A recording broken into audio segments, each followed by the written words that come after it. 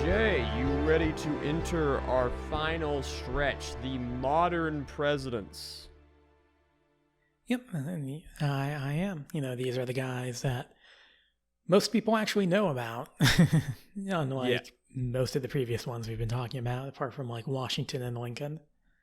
Yes, though there's a weird divide, like before Reagan. I feel like Reagan is the sort of cutoff point where you can voice vague opinion, non-specified opinions about these people without it specifically getting quote-unquote political in the modern sense.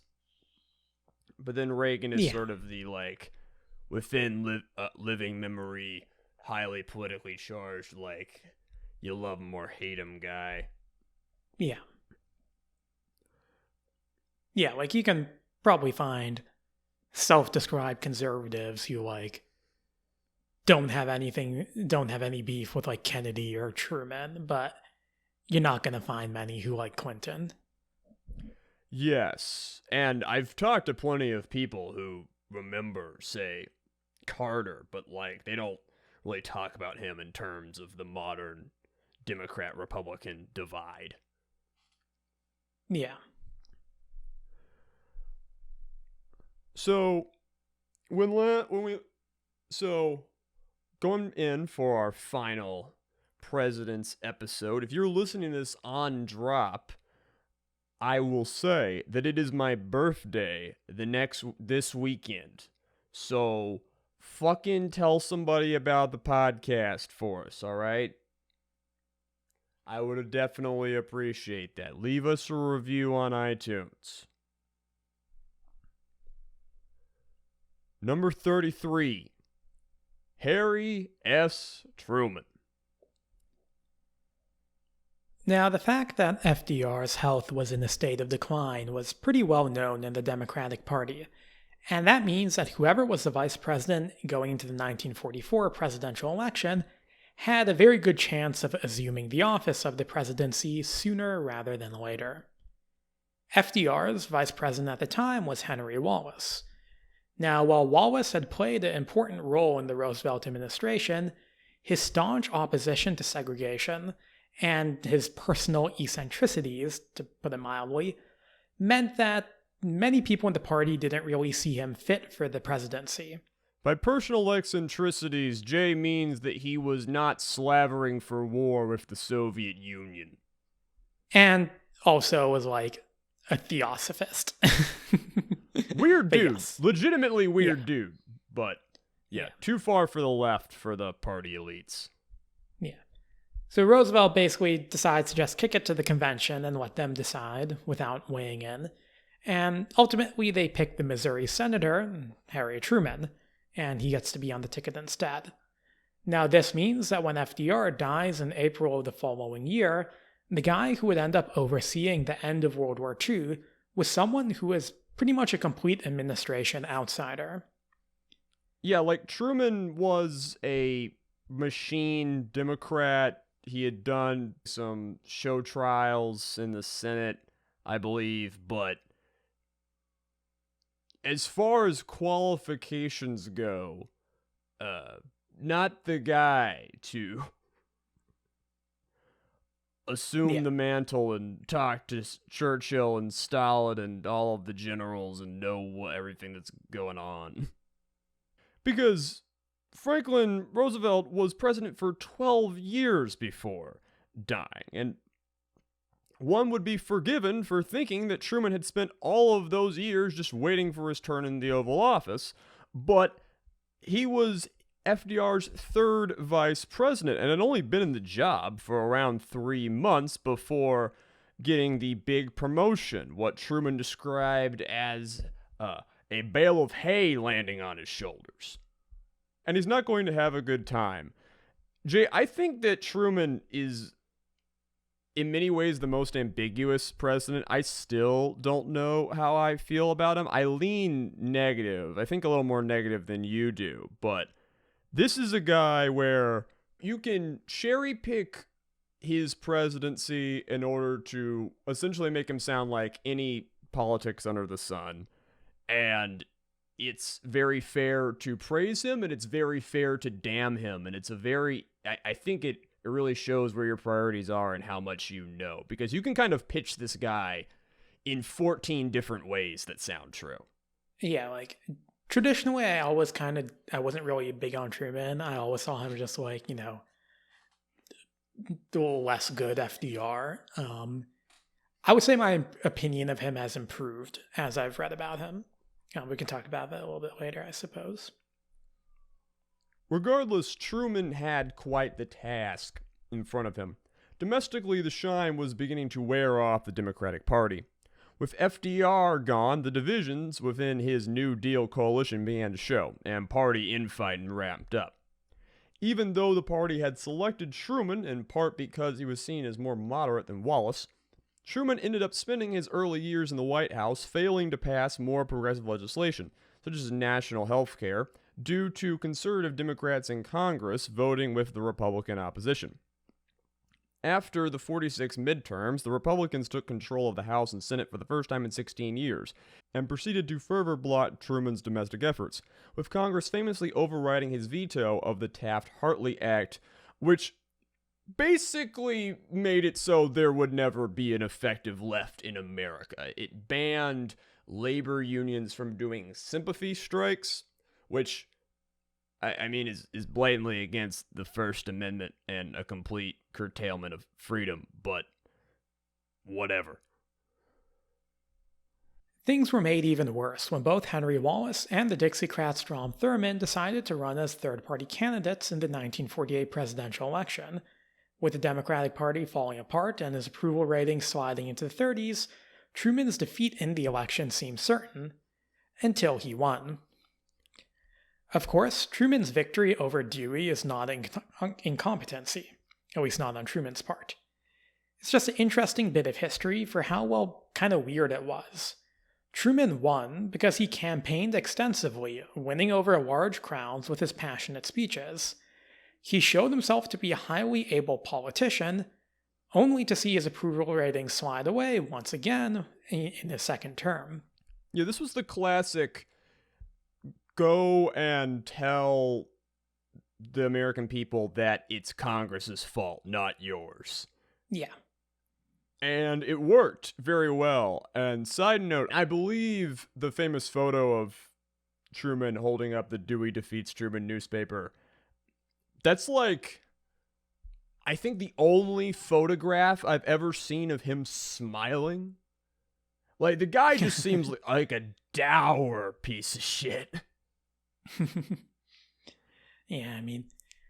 I think that's the only time I've seen him smiling. I'd imagine that he was smiling when he wrote a letter threatening a newspaper journalist for giving a bad review for his daughter's music play, but apart from that, that was another thing that happened.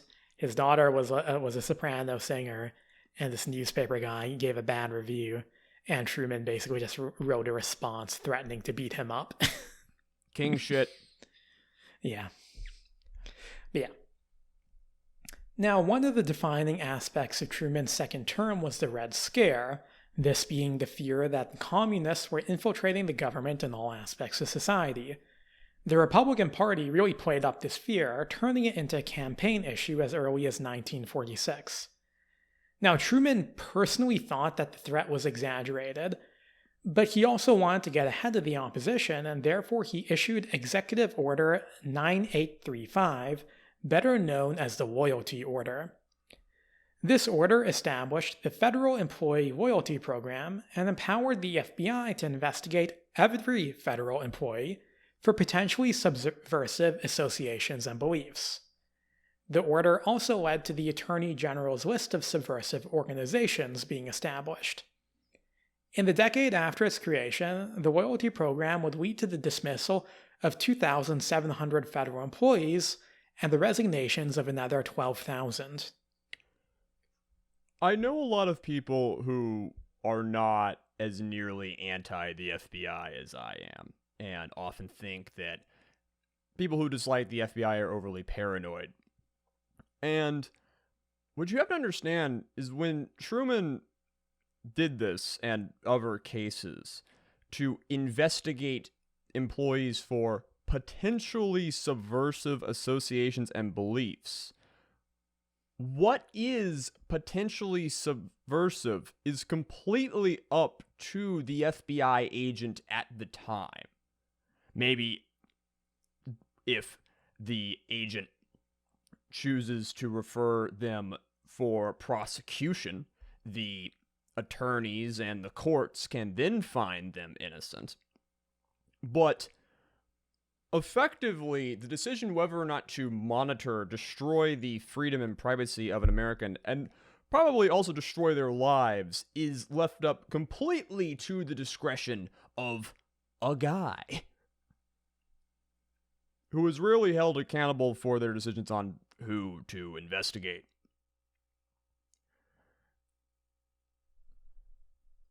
One of the things that's not talked a lot about the Red Scare, especially with McCarthyism and Roy Cohn, is a huge part of it was, my understanding, just an excuse to harass gay men out of federal bureaucracy.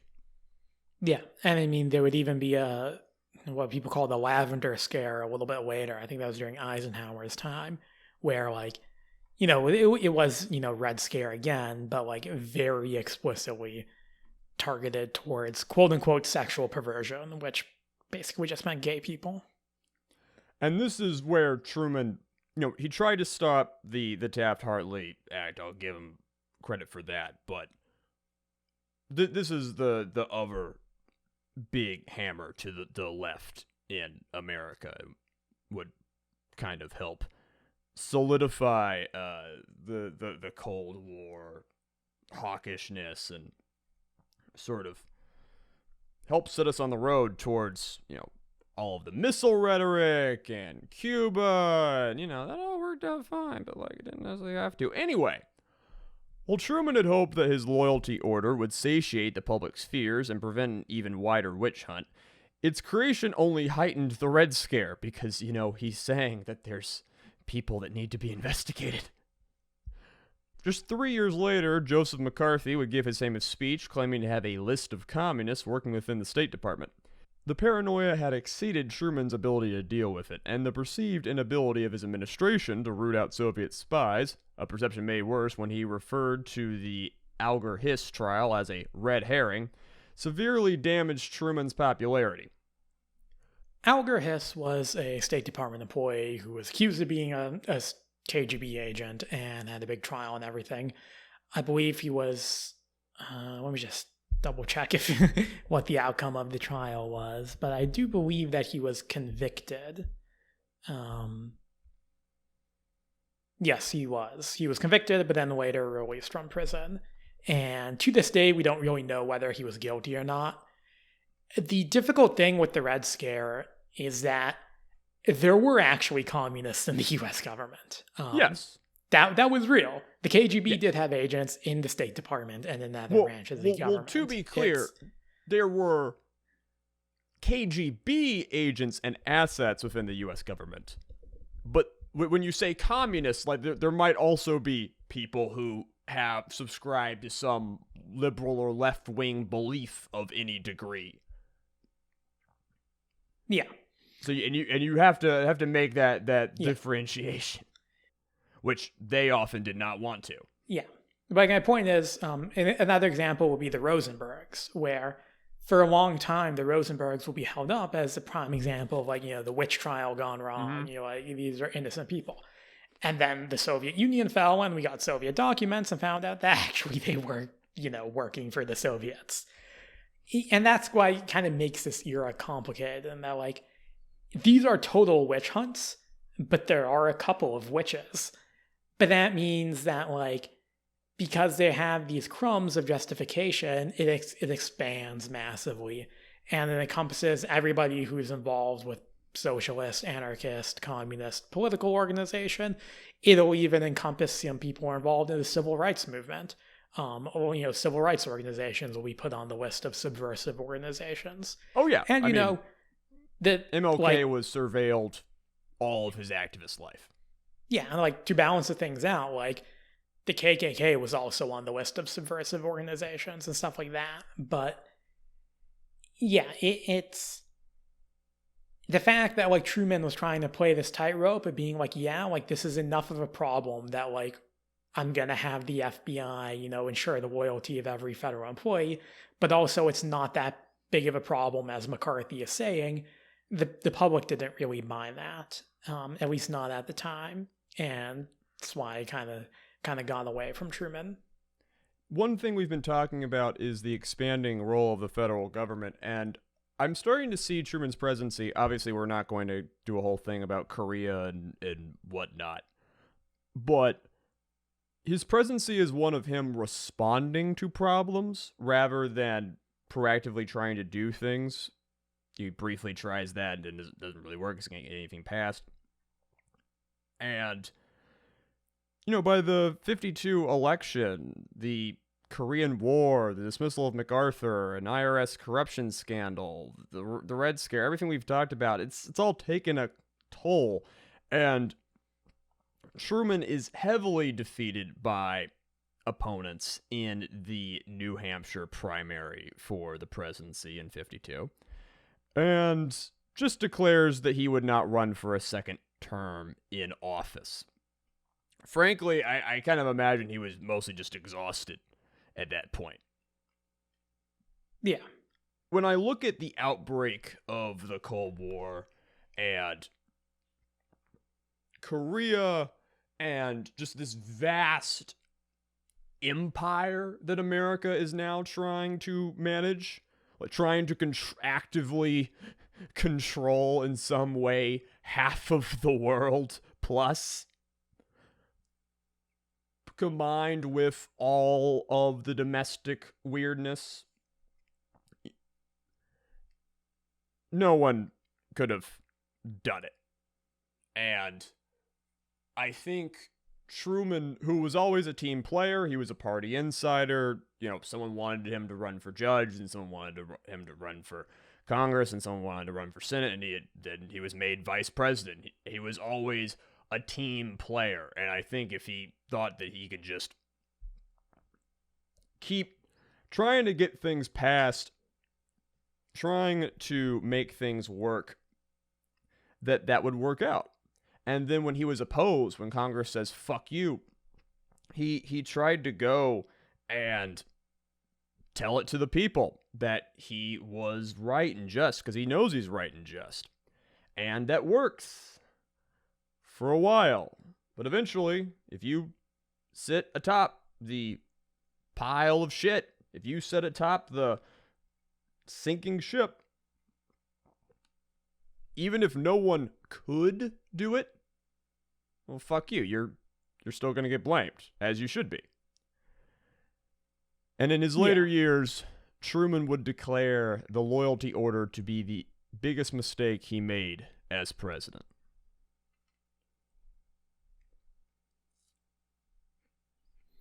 Yeah. Like I said, my opinion of Truman is not as negative as it maybe used to be. The loyalty order was a fuck up. I think that's his biggest fuck up. That it's pretty morally reprehensible. Mm-hmm. Other things, I think he generally did the best anybody could reasonably expect. And, if we play counterfactuals, what happens if Wallace was president instead? I don't think history would be very different. I think Wallace wouldn't have done the loyalty order. That wouldn't have stopped McCarthyism, but I don't think Wallace would have done it. I think everything else would have happened the same. I think if you argue that Truman's a bad president, you have to frame it in terms that, like, anyone who would have been in that chair would have been a bad president. I think it's sort of an indictment of what America was doing at the time, the office itself. When I hear people criticize Truman, I mostly hear about him being criticized because he wasn't good enough rather than he was trying to do the wrong things or his intentions were wrong. And it's like, yeah, the guy isn't a 263 IQ see into the future Lelouch master. Yeah. Yeah, it's a good way of putting it. You try and solve the Cold War. You try and solve the left rightly revolting after the sort of strike truce of World War II.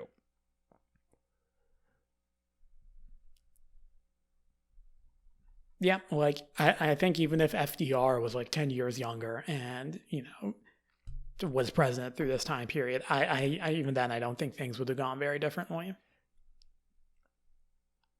I think the beginnings of the Cold War had, I mean, him and Stalin did have a pretty decent personal relationship, right? Maybe things could have been a little more cordial. Things might have been delayed, but I think the Soviets make decisions based on their own interests, like the United States does. And when you think of something like, for example, would Stalin not have ordered, shipments into the Western controlled regions of Berlin to be halted? That's what started, the Berlin blockade and therefore the airlift. If FDR was around, I don't think so. I think Stalin would have still said, yeah, like, I want Berlin. This is how I'm getting Berlin. I think he would have still made the same decision. So stuff like that where, I also think on the left, there's a tendency to blame Truman or just blame the United States for the start of the Cold War. But the reason why it's the Cold War is like there were two players. Yeah, Stalin was very crazy and very bad, and you have to remember that. Yeah. Though I don't think Stalin's foreign policy decisions, especially in that period, are particularly crazy. The Berlin blockade will end up being a mistake on his part. But I think it's just, two countries, two apparatuses making these very cynical decisions, and interacting with each other in that way.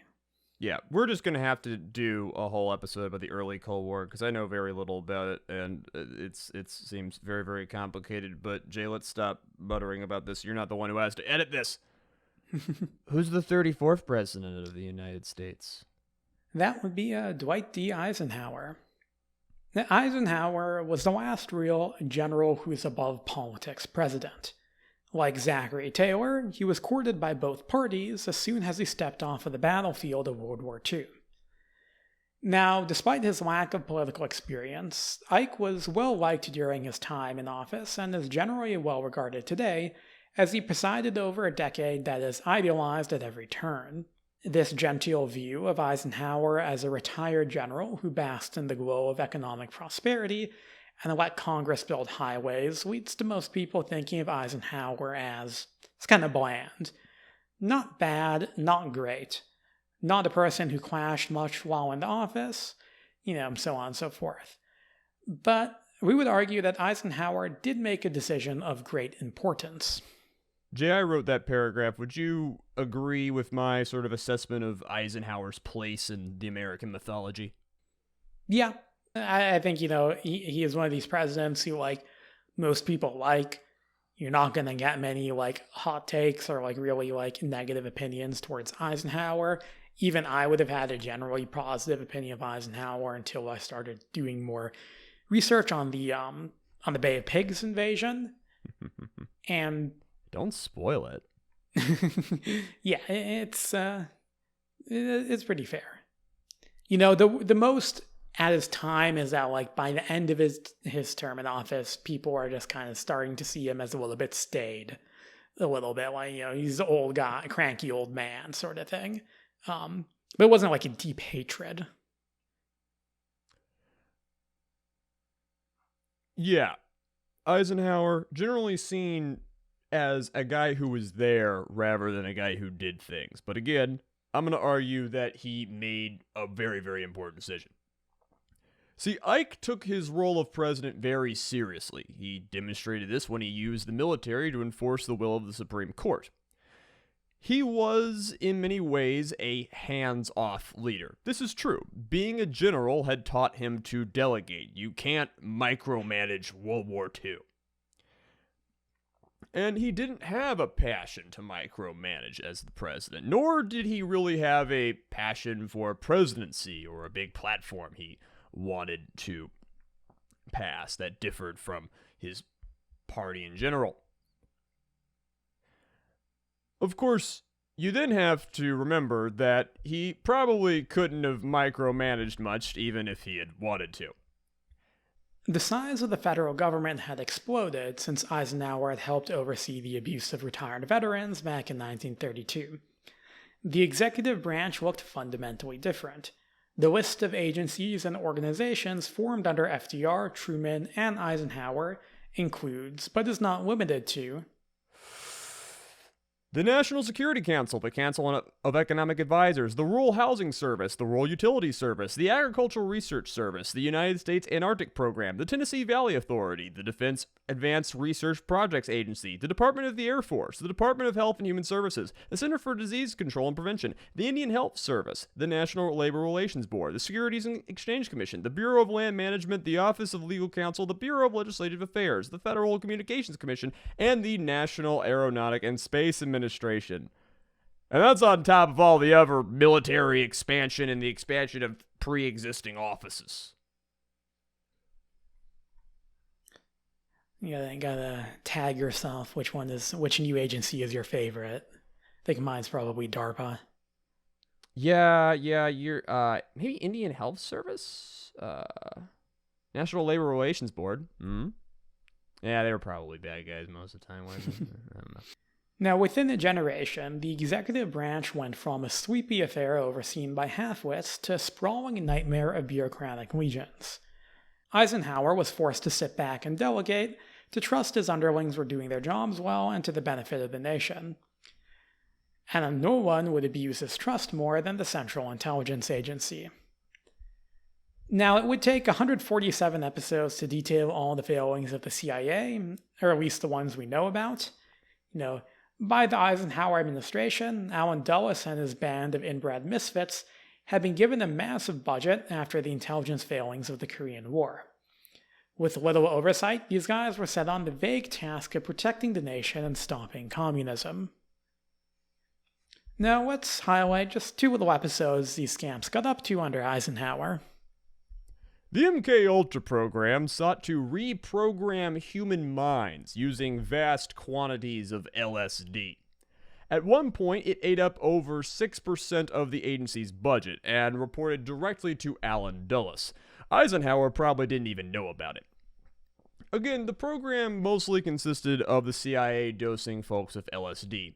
Some were prisoners of war from Korea, some were Los Angeles prostitutes, some were CIA agents who drank out of the wrong punch bowl during the Christmas party, and no, I'm not making that up. All of this was done with no regard for human rights, decency, or consent. The thousands of poisonings were also administered unscientifically, without control groups, and often improperly monitored. This means that the entire project produced no scientifically valid data. It was all for nothing. In 1954, the CIA convinced Eisenhower to let them overthrow the democratically elected president of Guatemala. The Dulles brothers were convinced that Jacobo Arbenez was a dangerous communist after he redistributed the land owned by foreign companies that was not being used and paid them for it. Now, Guatemala had a small army, and Arbenez only had a tentative hold over it. A small invasion and quick bombing campaign was enough to force his resignation. This easy victory gave the CIA a false sense of confidence and helped pave the way to the disastrous Bay of Pigs invasion, the planning for which started under Eisenhower. This culture of it being totally okay to invade a sovereign nation without congressional approval or civilian knowledge would become the norm in the CIA, leading to, all sorts of fun. All under the watchful eyes of good old Ike. Really funny how his last act in office was to warn of the military-industrial complex consuming the nation, as he had spent his entire existence furthering said military and fucking butt-munched, brain-dead idiot! If Truman is the we tried so hard and got so far, but in the end it doesn't even matter president, Eisenhower is the did exactly what he wanted to do, and it sucked president. A lot of it. Foreign affairs, at least. Domestically, there's some good stuff.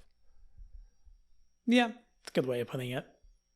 I think Eisenhower is the opposite of Truman for me, where, traditionally had a relatively high opinion of him, mostly just from me being a World War II nerd. And over time, as I read more about, like the Bay of Pigs stuff and whatever, that kind of lessened my opinion. Now, the funny thing is, I think Eisenhower would have absolutely not done the Bay of Pigs, at least how it actually occurred. I think when it came time for, the CIA to brief him on the plan, he would have been like, this is fucking stupid.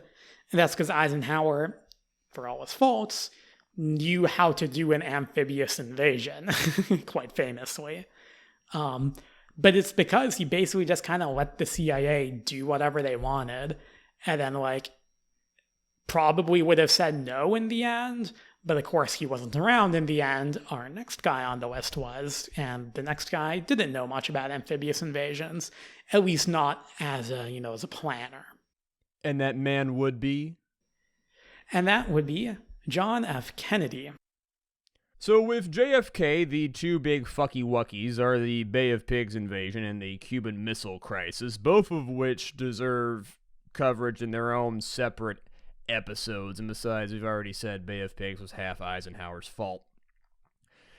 I suppose we could talk about how strange it is that JFK was a sex symbol of his time, considering his crippling medical conditions, one of which made him think he had a sex addiction.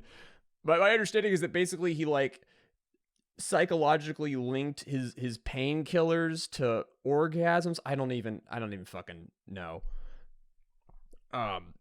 I could read you his entrance essay to Harvard, but that would make it feel like I was making fun of the mentally challenged. Well, all that's left is JFK's final mistake. Yeah. Taking a pre-announced drive in an open-topped car down a street of which your security detail did not check the upper floors of the buildings. Jack Kennedy's assassination would become the conspiracy theory in America. It would later be challenged by 9/11, but at this point, who killed Kennedy is a meme. It's a question that's said and said and said until everybody knows there ain't an answer. It was Oswald. Oswald killed Kennedy. He just did. It's funny, I had always just heard about Kennedy my entire life, and there being weird stuff there. And partially inspired by some other podcasts I was listening to, I decided to just look into what happened, what the deal was as a 24-year-old, and it is shocking how little there is. Yeah. And I was like, this is it? This is where all of the fucking shit comes from? This is your fucking grassy knoll, look at this grainy photograph? What the fuck is this? See, in order to successfully prove a conspiracy theory, you not only have to give your own evidence, you have to discredit the prevailing narrative. All right? Multiple eyewitnesses put Oswald in the library that day. All ballistic evidence points towards him. He was trained to use a rifle in the Marine Corps and was judged an above-average marksman. The shot he made was not at all difficult for a man of his training, as has been proven by several trials. We know how he got the gun. His wife gave testimony that he spent some time getting familiar with it. As a communist radical, social misanthrope, and domestic abuser, he certainly matches the profile of a presidential assassin. Oswald took the shot. Clear as day. Here come the challengers. What about the grassy knoll, you may clamor? Yes, the grassy knoll. That thing that got repeated again and again like a meme, till it's stuck in all of our heads. Yes, next to the road where Kennedy got shot, there was a patch of grass going up a hill. More or less everybody ran there after they heard the gunshots. Pretty hard for somebody to be hiding out there. Also, it's grass. It's not long, tall grass. It's mowed next to a highway grass. Yeah, the other theories rely on reading way too much into blurry photos or misunderstanding how ballistics work. It's all pretty thin. There's no good reason to believe Oswald didn't kill Kennedy. But you're still not convinced, aren't you? Well, you're not alone. LBJ thought there was a conspiracy.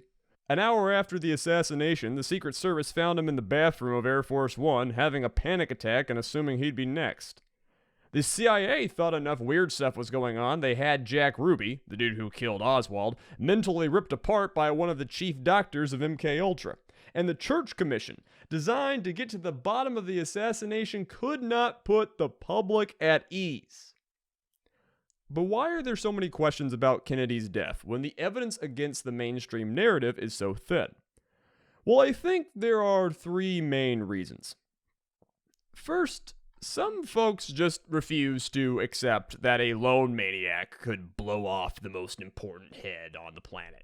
It's too chaotic, too random for them to accept. This lies behind most conspiracy theories. The second reason is far more interesting. We've already spoken of the deep state unleashed after America exits World War II, a swarm of bureaucracies with little accountability that could be up to countless horrors as we speak. In the decades following Jack's assassination, Americans would grow increasingly aware of their government's skullduggery. The FBI infiltrated any organization judged subversive. The Pentagon Papers proved the entire Vietnam War had been based on lies. The Cold War continued to shake more and more of the peripheral world into polarized violence.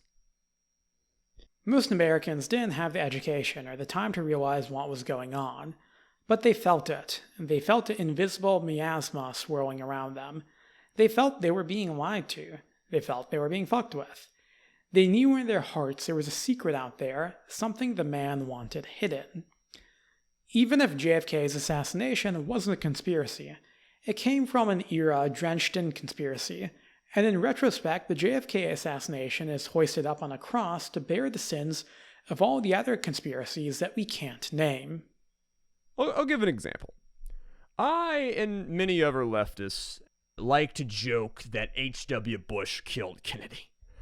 And this is because the man said that he couldn't remember where he was on the date of the assassination other than, quote, somewhere in Dallas. And that cheeky remark, along with the ample evidence that H.W. Bush was a CIA asset at the time, motivates the claim. I say this, a lot of people say this. I think generally we're saying it just because most people don't know that in his youth, Bush was a CIA asset, and we want that information to kind of be more popularized. But, you know, we can't actually know for sure that he did it or that he helped Oswald.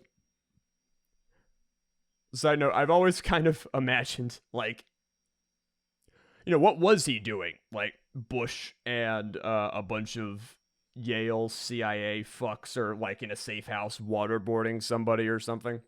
Just tripping out on LSD. That's why he doesn't remember. Yeah, and then some guy comes in from the other room holding a phone, just be like, hey guys, didn't y'all get a memo about whacking the president? And they're like, what? Real sitcom moment. Yeah. But we find evidence that Bush was employed by the CIA, evidence that is not accepted by the mainstream, evidence that has clearly been covered up, and that's frustrating. It makes you feel crazy. It makes you want to lash out. There are so many missing pieces to the puzzle, questions without answers. You don't know what Bush did for the CIA, so you say Bush killed Kennedy. It's not the truth, but in a way, it's more true than the alternative. It challenges the dominant narrative, and though that challenge may not be correct, it still challenges something you feel needs to be challenged. That's why I do it, at least. And that need to point out that the government is lying to us is why I think a lot of people attack the JFK narrative. Okay, so with that massive rant out of the way, we can finally move on to number... Oh yeah. I said there were 3 reasons, didn't I? So, even if you accept that Oswald killed Kennedy, which you should, you still have to accept that he is really a sketchy guy. Like, it would be hard to make up a guy who looked more like a CIA asset. Now, Oswald was clearly mentally ill and a troubled man most of his life. He felt a desperate need to be important and to have meaning. He did poorly in the Marine Corps and eventually defected to the Soviet Union. The Soviets assumed he was a spy because, why wouldn't he be a spy? You see, Oswald was a young man adrift. He wanted to find a family and to be accepted. He wanted to feel special. He tried to make it work in the Soviet Union. He was given a job and eventually landed a wife, but he was still a misanthrope who couldn't fit in. He ends up back in the United States, where he and his Russian wife fall in with the Russian expat community, which was obviously replete with Soviet assets. If I was a betting man, I'd give 7 or 8 out of 10 odds that Oswald was just a 24-year-old mentally unhinged leftist with a lust for glory who decided to take out a president. Keep in mind, I am a 24-year-old mentally unhinged leftist with a lust for glory. I grew up in much more privilege and medication than Oswald, but I see where he was coming from. I really do. But I cannot deny there's a chance that someone put him up to it.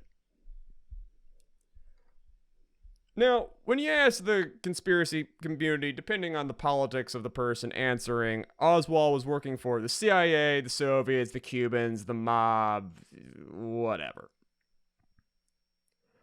Supporters of the mob connection often point out that Jack Ruby had connections with the mob, but as of yet there's no real evidence that Oswald had any links with them. By the way, personally, I think it's like a 50-50 chance that Jack Ruby was ordered to kill Oswald, and 50-50 that he just did it because he was caught up in the emotion and grief and wanted to. Frankly, it does not matter at all. Those who blame it on the communists often focus on the trip Oswald made to Mexico City, just a few months before the assassination, in which he visited both the Soviet and Cuban embassies and spoke with KGB agents. Further evidence for this is a Soviet document that referred to Oswald as an agent himself. However, this theory still relies on a great deal of circumstantial evidence. The KGB did refer to Oswald as a, quote, agent at one point, but the word used carried a different meaning in Russian. Simply put, anyone who voluntarily answered questions by KGB members would be called an agent. This is a classic translation error. Again, Oswald, without going in too deep, he was a guy seeking relief from the chaos of his mind. He goes to the Soviet Union thinking he's got all these secrets from his job that he can give them and be special. He doesn't really have anything, but they still are like, I've been trying to get you a factory job, but that doesn't work because he's a misanthrope. He goes back to the United States, but within a year, that's not working out either. So now he's just searching for a way to fill the hole in his brain. Oswald did converse with actual KGB employees in Mexico City, but these were routine conversations relating to his purpose for visiting. He wanted to secure visas for both Cuba and the Soviet Union. It was common for KGB agents working in embassies and consulates to perform normal bureaucratic duties as part of their cover. In general, the picture painted by both American and Soviet documents points towards Oswald not being trusted or liked by the Soviets or the Cubans, and we have ample evidence that the guy was not a fun dude to be around and honestly really annoy. Yeah. But how do we know all these details about Oswald's visit to Mexico City? Well, it turns out that the CIA maintained a good bit of surveillance over the Soviet embassy in Mexico as a part of a secret deal made with the Mexican president. They were aware of Oswald's movements and listened in on various phone conversations. And it was their determination as well that Oswald was not a Soviet or Cuban assassin. Now this brings us to the final culprit, the CIA themselves. For years, various theories have circulated around the CIA's involvement in Kennedy's murder. The CIA has long withheld documents about the assassination. Indeed, many of these Mexico City documents were only just released this past month, and there are still thousands of documents that remain classified. This is the whole reason we're doing this, by the way. I thought it would be fun to do the JFK thing because actually, factually, there were fresh drops on it. Yeah. Though, I think we were all a little underwhelmed. Yeah.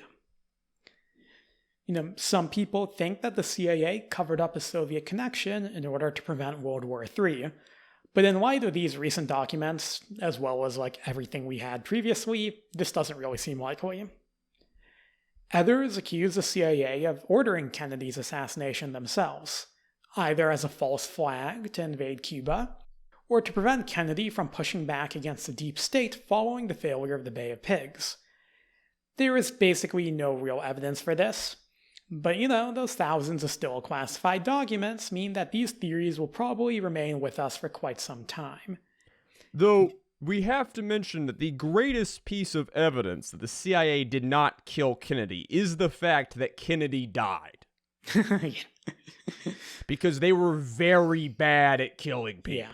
Yeah. This is the same time where they're trying to poison Castro with a cigar and come up with all of this Looney Tunes James Bond shit. That would never occur to him to just radicalize a dude and put him in a window with a rifle. None of the ice-blooded wasps working in Langley would consider doing that. Yeah. Perhaps the most likely answer as to why the CIA has long withheld evidence relating to Oswald is that they were covering up their own incompetence. Now, it's been known since the 70s that both the FBI and the CIA had opened up files on Oswald after he first visited the Soviet Union, because, he went to the Soviet Union, and, they were monitoring him and his family when he returned to America. He was even interviewed by FBI agents. This isn't really shocking, and neither agency found enough reason to suspect him of being a Soviet spy. It's possible that the CIA knew more about Oswald's plans, or maybe had reason to suspect him of wanting to kill Kennedy, and failed to act.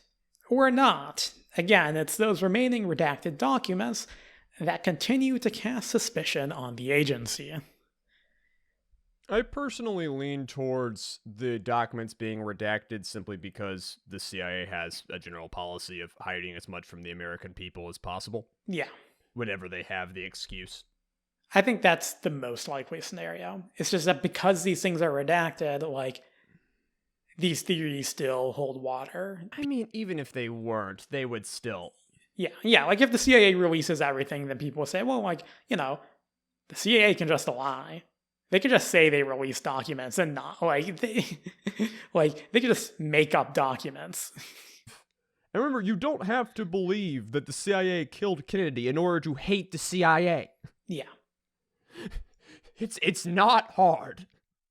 I've been doing it for years. Yeah, but it is, like you said, this is the conspiracy, and it's also interesting to me how this unites fringes on both the left and the right, where the whole deep state aspect is I've heard very left wing people be Kennedy wasn't a communist or anything, but he was he was pissed off because of Bay of Pigs, and he was gonna clean up shop and sideline Dulles and sideline all the CIA guys, and they retaliated. And I've also seen QAnon people be oh yeah, the deep state whacked JFK because he was going to clean up shop. He was going to get rid of the deep state. It's it's a very. And you've done a lot of theory. reading on the Kennedy administration for reasons we shouldn't talk about, but and you would know. Yeah, he wasn't really planning to do that. No. Or there's no evidence of him. Yeah, there's no real evidence. So just to end this out, what did they release? Did they release anything like a month ago? The latest documents were the Mexico City stuff. A lot of it was just CIA documents about Oswald's time. There were some documents compiling rumors in Mexico City. This was total hearsay. Literally a waiter in a hotel allegedly overheard some Cubans saying that they wanted to assassinate Kennedy and stuff like that. But it's all just random shit. There's nothing really there. that's particularly new or particularly exciting. Yeah.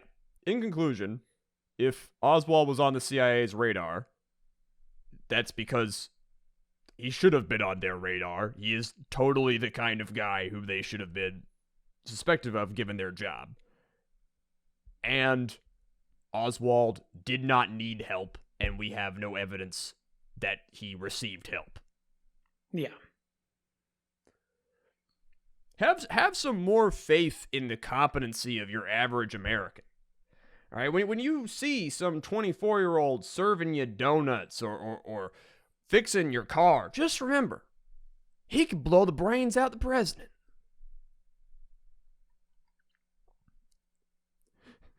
Number 36, Lyndon paints Johnson. I don't know why that made me laugh. LBJ is a fascinating president, and I think what you think of him says a lot about your politics. I personally believe the man had a shot at being the greatest to ever do it. He certainly tried. His reign saw the passage of civil rights protections and large expansions of the welfare state.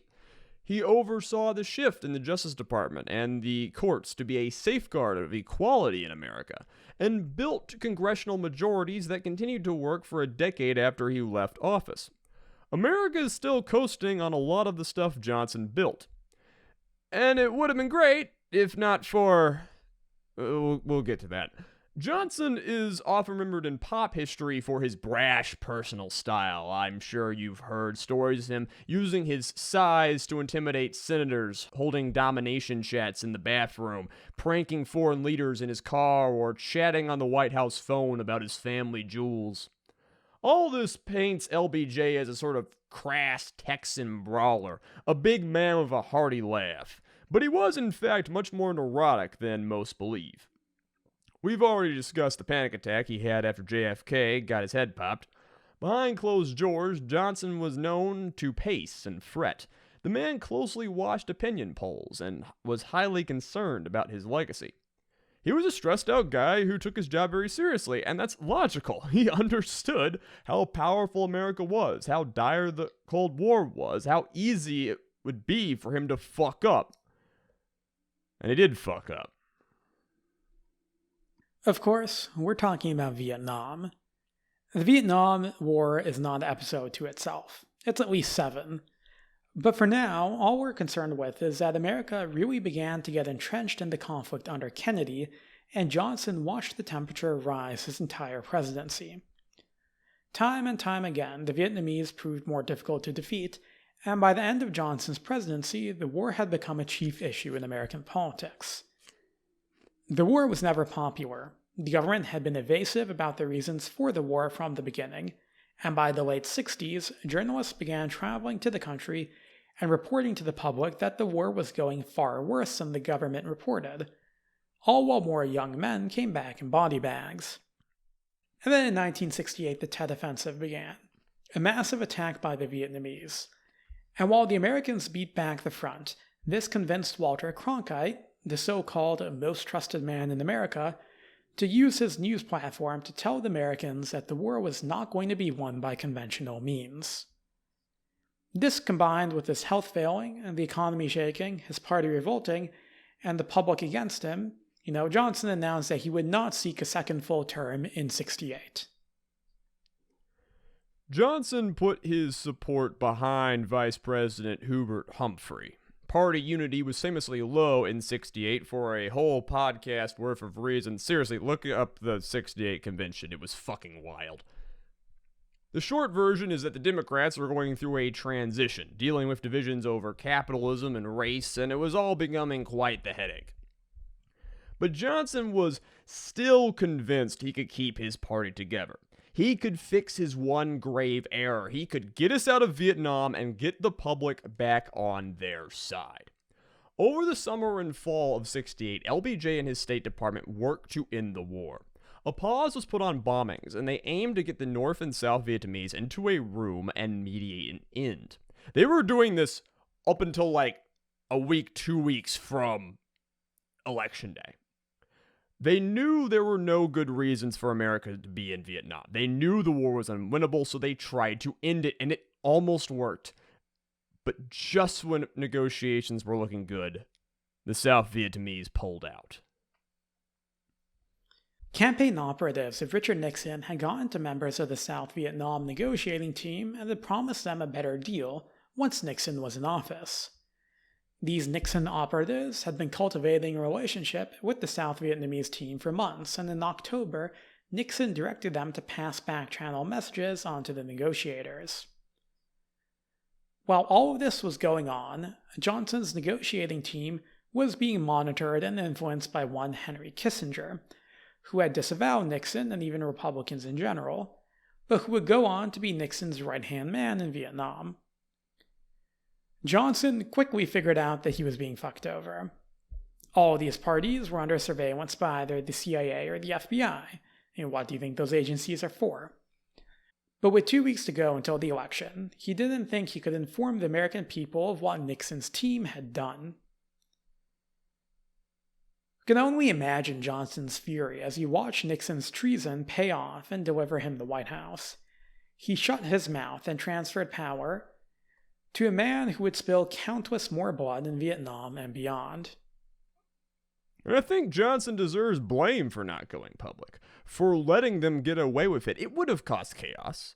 It would have caused a crisis, but it would also make public what Johnson and the federal government had kept quiet from the American people all their careers.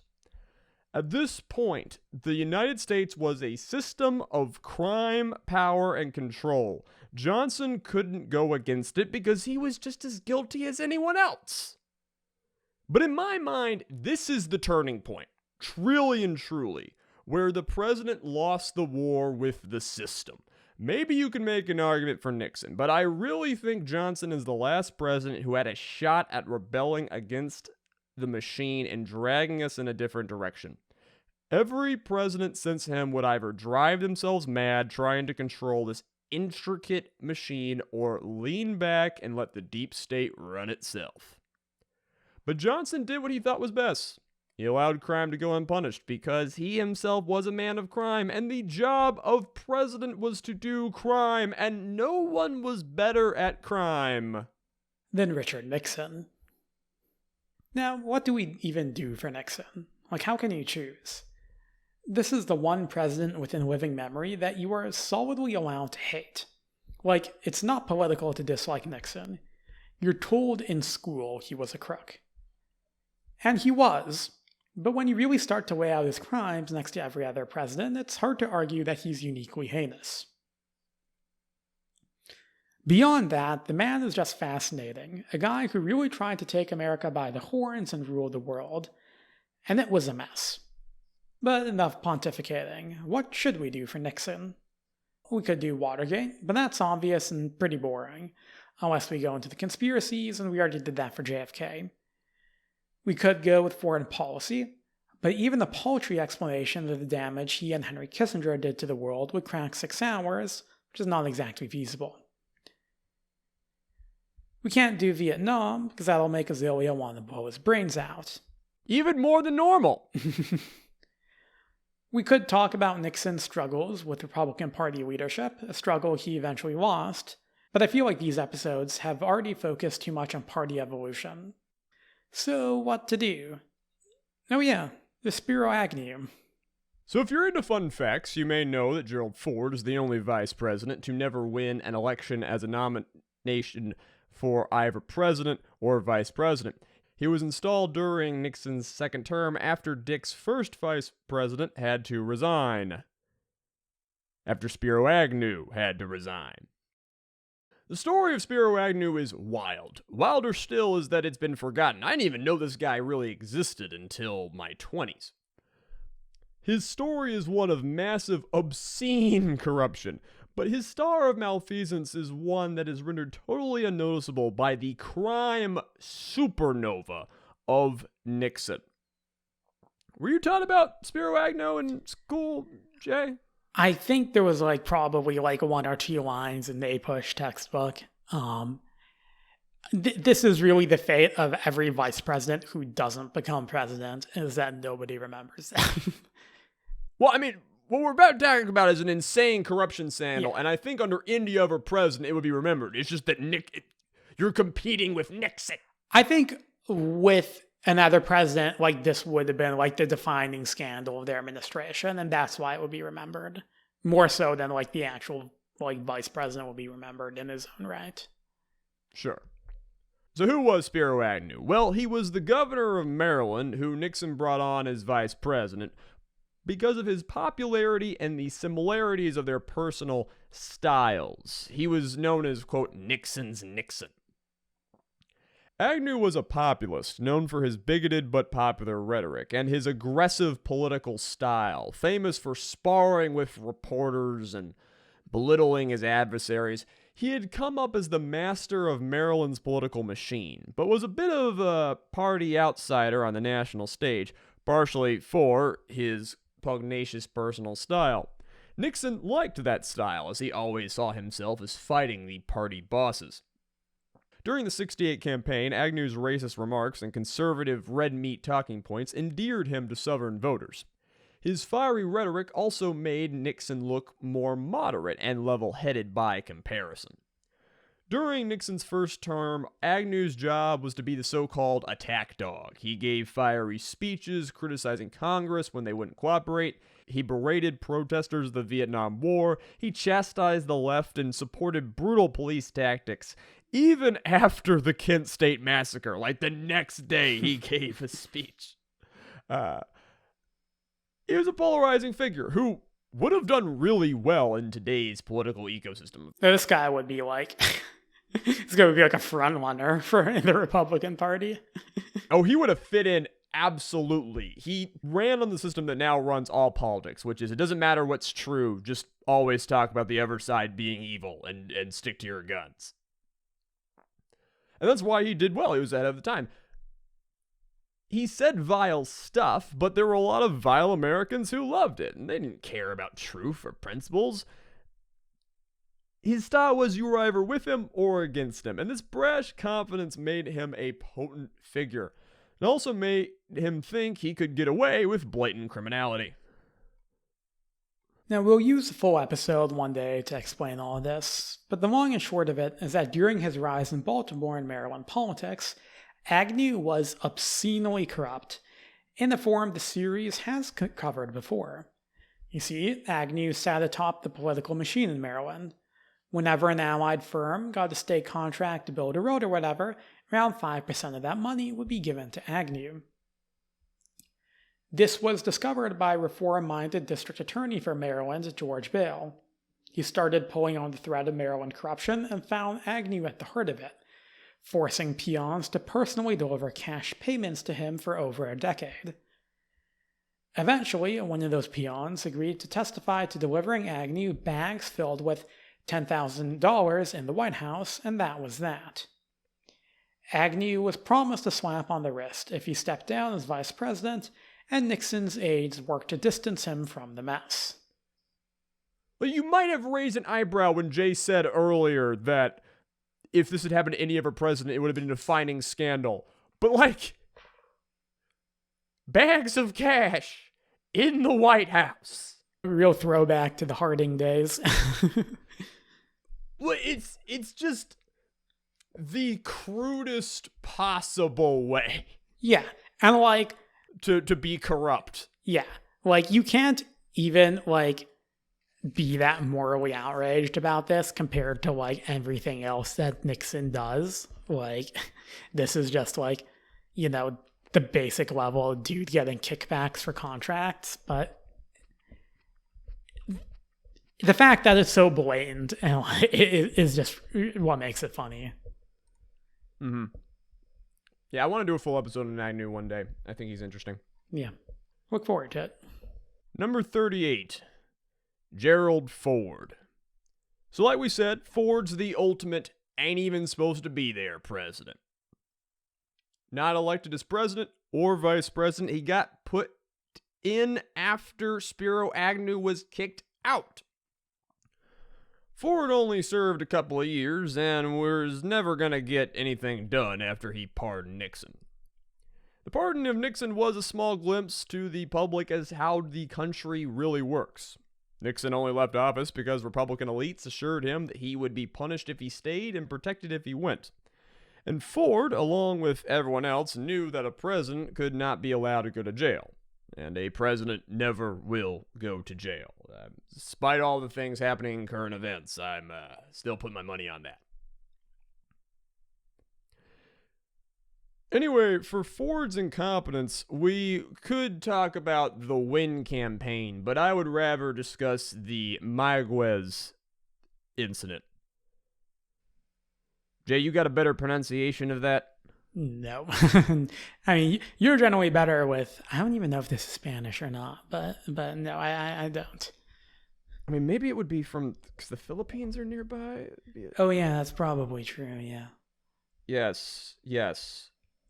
The white dude from Georgia who does not speak any Spanish is forced to do the Spanish word simply because I exist around Spanish-speaking people. Well, look, if we eventually do something about Germans, then they'll have the advantage. But that's fair. Somehow we've not covered that many Germans in our many episodes that we've done as a podcast.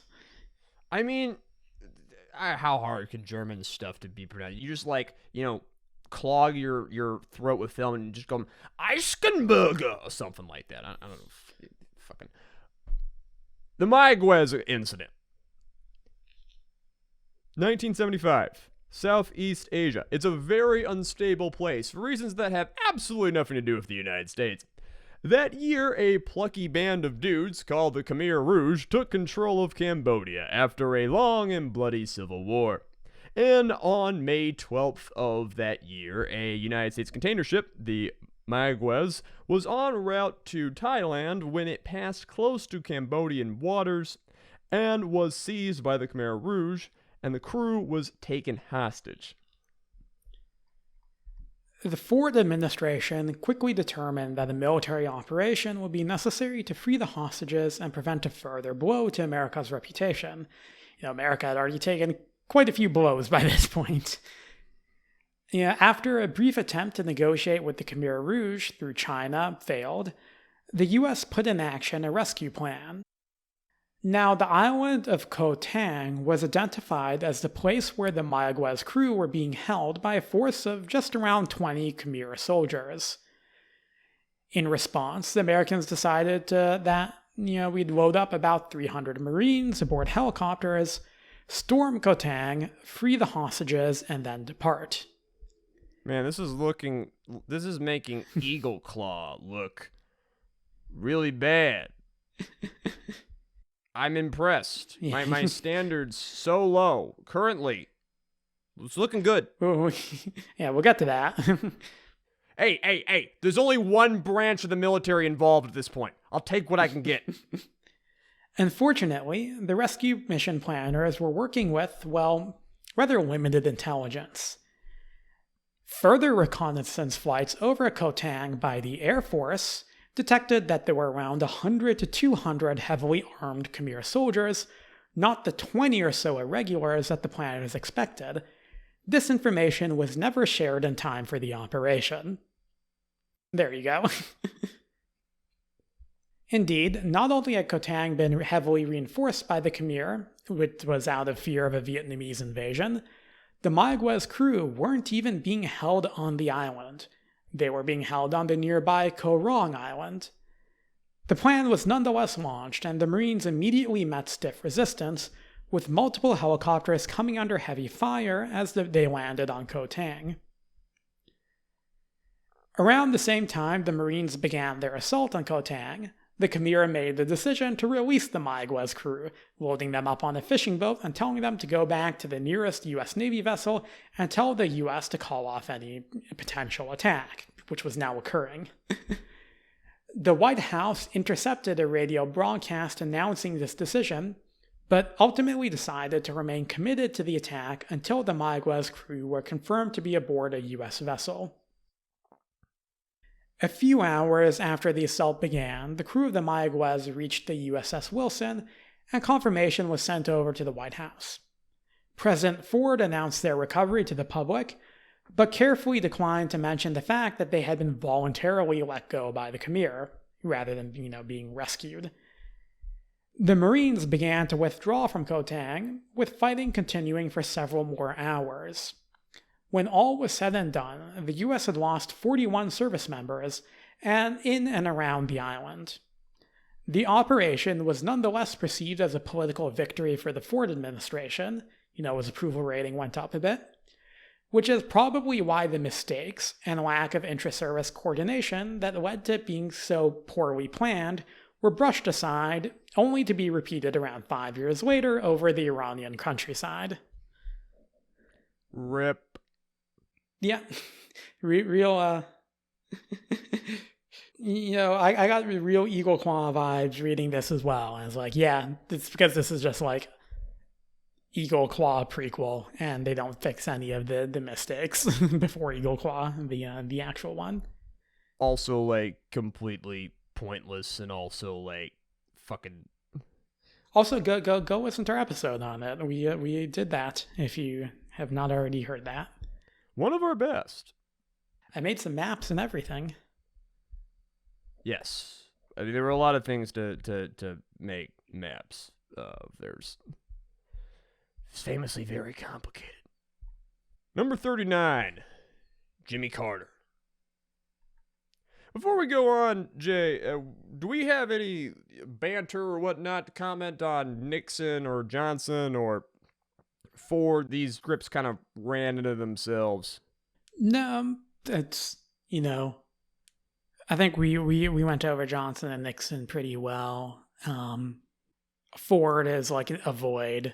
Who's the most important thing he does is pardon Nixon, and like that's a bad thing. I felt like mentioning that Nixon is actually not my favorite president, but my favorite president to study. Out of all of the guys, I would argue he's the one who's most individually interesting. He's entertaining, and part of that's because like we can literally listen in on like the conversations that he has in the White House and stuff like that. Yeah, we can listen in on him doing a horrendous job trying to console Joe Biden after his wife and daughter die in an official call. We could hear him being obviously uncomfortable as Ronald Reagan goes on a racist rant about African ambassadors to the UN. Also, I want you to consider how racist you have to be to make Richard I have a Jew list Nixon uncomfortable. Yeah. I mean, that's the funny thing is like we said, like you're allowed to hate Nixon, but he's arguably not the worst. Like, the foreign, the Kissinger stuff really, like, at least I'll say domestically, he's not the worst. Yes. Well, like, I know a lot of people who lionize LBJ and idealize him. And I basically think that they're both equally as morally reprehensible. Yeah. When you look at the scale of destruction of Vietnam and tons of other stuff, you can't fucking judge. Yeah, like one over the other. I don't really think. Nixon does wind down Vietnam. He does so by abandoning South Vietnam after making promises to them, and also killing a shit ton of people in Cambodia. But yeah, and sabotaging the peace talk, the first round of Vietnamese peace talks, like we already talked about. Yeah, but and then like I said, Ford is nothingness. The block of wood. I think it's telling that he's probably, at least of the recent presidents, he's the only one I can think of who's like not the most famous person with his last name. I think when you think of Ford, you just think of Henry. Has a pretty good presidential photo, though. Yeah, I think he strikes a nice pose. Looks confident. Strong case of personality. One of the VTubers I watched, I can't remember who it was, said that they thought Ford was handsome. So he has that going for him, I guess. Good He's for liked him. by a VTuber Good for the them. 2020s. Known to exist by a VTuber in 2020 is I think would be good enough for most of these people. Yeah. Number 39, Jimmy Carter. Jimmy Carter, got to be the weirdest U.S. president. Just a strange dude. He was a very public, born-again Christian. He had a physics background. He was from Georgia, but had few connections in Congress, leading to a very strained relationship.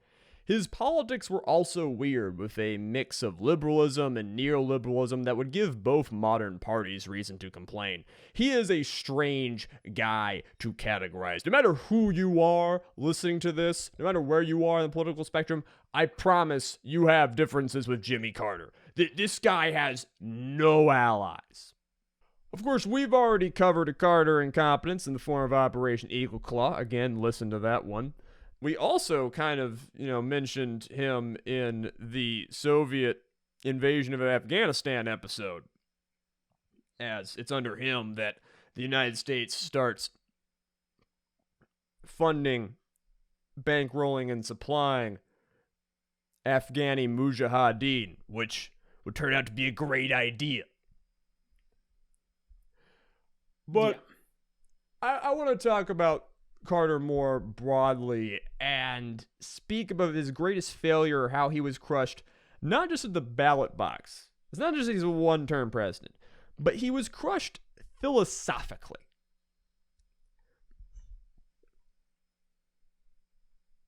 I think everyone knows about stagflation in the 70s and that things were bad. Most people don't understand the reasons for them. I barely do. But you also have to pair that with all the radicalism of the 60s and 70s. And remember that the man came into office at a time when America was careening off the rails. 2 decades of constant spending had entombed the nation in inflation. German and Japanese manufacturing were ending the country's industrial dominance, and the Cold War boondoggles had filled the globe with bloodlust towards America. Carter's presidency, to me, we're going to return to our president struggling with the system, is the tale of a man desperately scrambling to plug the holes of a sinking ship. He did a lot of stuff: deregulation, funding the mujahideen in Afghanistan. It's too much to list here. And I will say, as much as I politically disagree with much of Carter's decisions, I think he is a bad president. But those who respect Carter do so because he genuinely tried to make things better, which I also believe. Yeah. Genuine is an excellent word to describe Carter.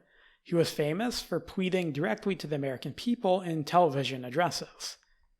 Carter saw himself as a responsible steward of America, of an American empire that had run into constraints and limitations, of a state that could not afford certain luxuries.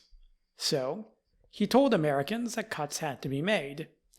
He encouraged them to turn down the thermostat and to wear sweaters indoors. He told them there were things they could not have. This was modeled after Carter's personal Christian beliefs. He held a staunch worldview of personal morality and self-sacrifice, that it was noble to take the hard path over the easy one. To show his support for energy conservation, he even had solar panels installed on the roof of the White House. And then he ran for a second term against a man who just lied. Reagan was the total opposite of Carter. He blindly embodied American exceptionalism. He told Americans they were great, that they could have it all.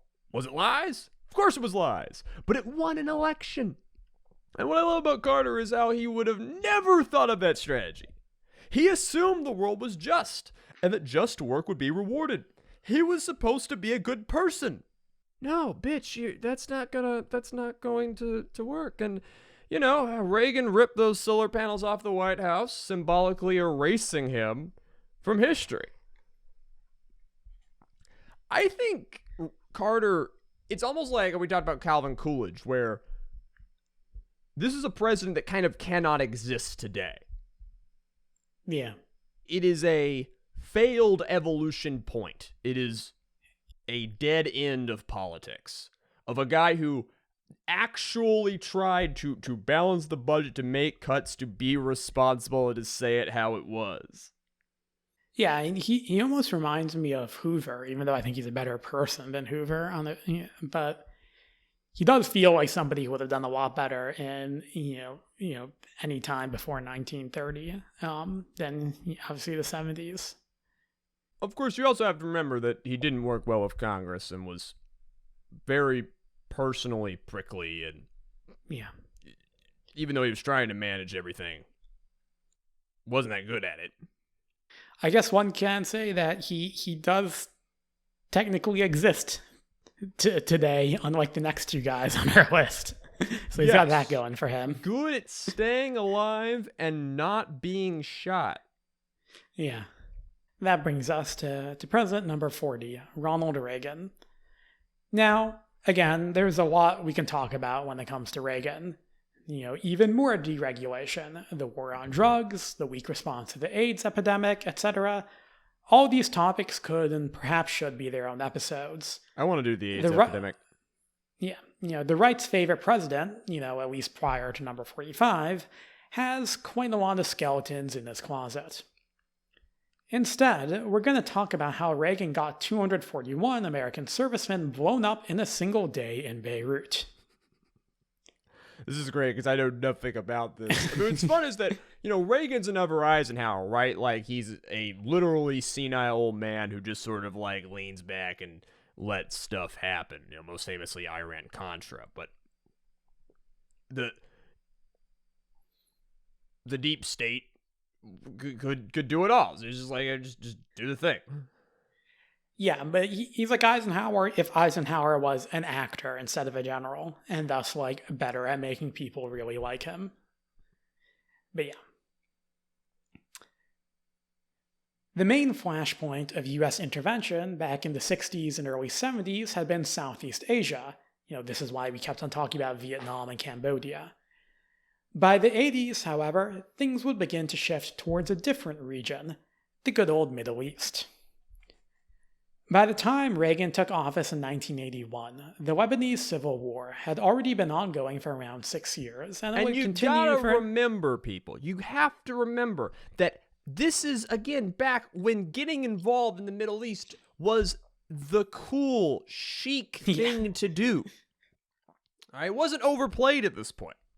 No, overplayed is getting in your green camo and going and dying in the jungle. That's where it should. That was new. Yeah, that was the problem with Ford. He was still doing Southeast Asia. It's anti-dialectical. But yeah, so in 1981, the Lebanese Civil War has already been going on for 6 years, and it would continue for another 9 or so years, depending on how one wants to date it. You can kind of say that it's still ongoing today in some form. Oh, Lord. Yeah, the Lebanese Civil War is very, very complicated, even by Middle Eastern standards. We're not going to be able to explain it here. For the context of this episode, basically what you need to know is that rising sectarian violence had led to a complete collapse of the government and an outbreak of war between multiple factions drawn from Lebanon's various religious groups, these being both the Sunni and Shia Muslims, Maronite Christians, and the Druze. And this also winded up drawing in a bunch of foreign powers, including Syria, Iran, Israel, and the Palestinian Liberation Organization. Oh boy. There are people, when Jay tells you something's complicated, it's complicated. In 1982, Israel invaded southern Lebanon and pushed all the way to the capital of Beirut. With an assault on Beirut seemingly imminent, the United States pushed for a ceasefire and an agreement to allow a multinational force led by the United States into Lebanon for the purpose of overseeing the withdrawal of all other foreign forces and an end to the conflict. Man, this is back in the days when the Israelis would just do shit. Well, but they still do. But Israel is still in its fuck around and find out days. Yeah. Of course, now we're all the ones finding out. Anyway, one could say that relative to many of the Reagan administration's other actions, the 82 intervention was not made with particularly bad intentions. The United States had supported Israel throughout the conflict, but also feared that if Israel was given a completely free hand, the rest of the Arab world would be pushed into the Soviet sphere of influence. The multinational force, in which the United States was joined by France, the United Kingdom, and Italy, seemed like a reasonable way to bring about some kind of peace, and the United States had successfully intervened in Lebanon back in the past, supporting the government against communist forces in '58. Initially, the intervention seemed like a success, as fighting in and around Beirut quieted down and Palestinian Liberation Organization forces began to evacuate the area as per the agreement. Whatever the motivations were, however, it quickly became clear the United States had little idea of the situation on the ground. The U.S. had hoped that their forces would be seen as neutral actors, but any chance of that happening was quickly ended when it became clear that America would strongly support the Christian president of Lebanon, first name, last name, who was seen by Lebanon's Muslim population as an Israeli pawn. Is that like what's the over-under on him being an Israeli pawn, by the way? He was definitely like allied with Israel. Whether he was a pawn or not, I think is kind of debatable. I think he was, was he playing the Israelis or were they playing him? But it wasn't the craziest take. No. So this guy's assassination in late '82 by a Syrian socialist militia led to a series of reprisals against Shiite civilians in Beirut by Christian militias. You gotta remember, Syria is mostly Shia. And this was all permitted by Israeli soldiers who, don't really care about anybody else except themselves. And as the situation spiraled out of control, the multinational force mainly just sat around, not knowing exactly who to fight, or if they should fight, or what is even going on. On April 18th of 1983, a suicide car bomb detonated outside of the U.S. Embassy in Beirut, killing 62 people, including 17 Americans. The attack was carried out by a very obscure Shia militia known as the Islamic Jihad Organization. That is a very straightforward name. I kind of respect that. Yeah. You know exactly what these fellas are up to. Yep. Or maybe not. We'll get to that in a bit. Oh, this embassy bombing was only the prelude to a larger attack. In October the 23rd of that year, 2 massive suicide truck bombs struck barracks housing U.S. and French troops in Beirut, killing 241 Americans, 58 French, and 6 civilians. It was the single deadliest day in Marine Corps history since the Battle of Iwo Jima. I assume they were just fertilizer bombs? Yeah, something like that, yeah. I mean, you fill a truck with yeah. nitrogen, and that'll do it. A U.S. investigation into the attack blamed a breakdown in the chain of command, leading to security lapses that allowed it to occur. The U.S., however, was not able to pin down who the actual perpetrators were. The Islamic Jihad Organization again claimed responsibility, but details on that organization, like, its size, structure, leaders, etc., aren't really known, and they weren't really known at the time either. The IJO was suspected of being a front for Iran, and indeed today, it's generally agreed that it was a precursor to Hezbollah. Oh, shit! So this was kind of like the, yes, my name is Al Johnson. Yeah. Of radical Islamic. Yeah. It's like they pick like the generic name. Yeah.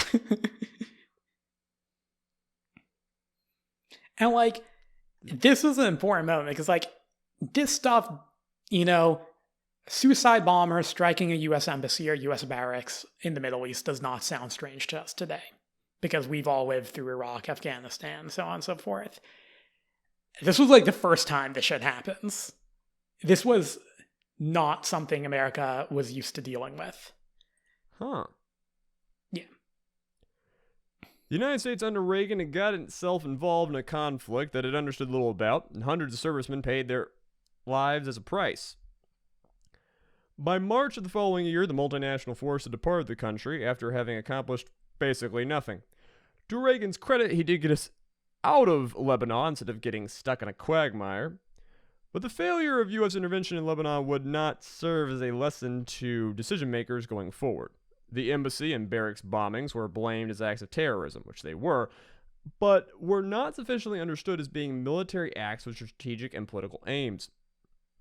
For years, the United States would continue to try and stamp out, quote, terrorism throughout the Middle East, with little regard to the strategic and political realities on the ground. And that is one of, 1,400 weird foreign policy boondoggles under Reagan that no one cares about. Yeah. Besides, like, maybe Iran-Contra and...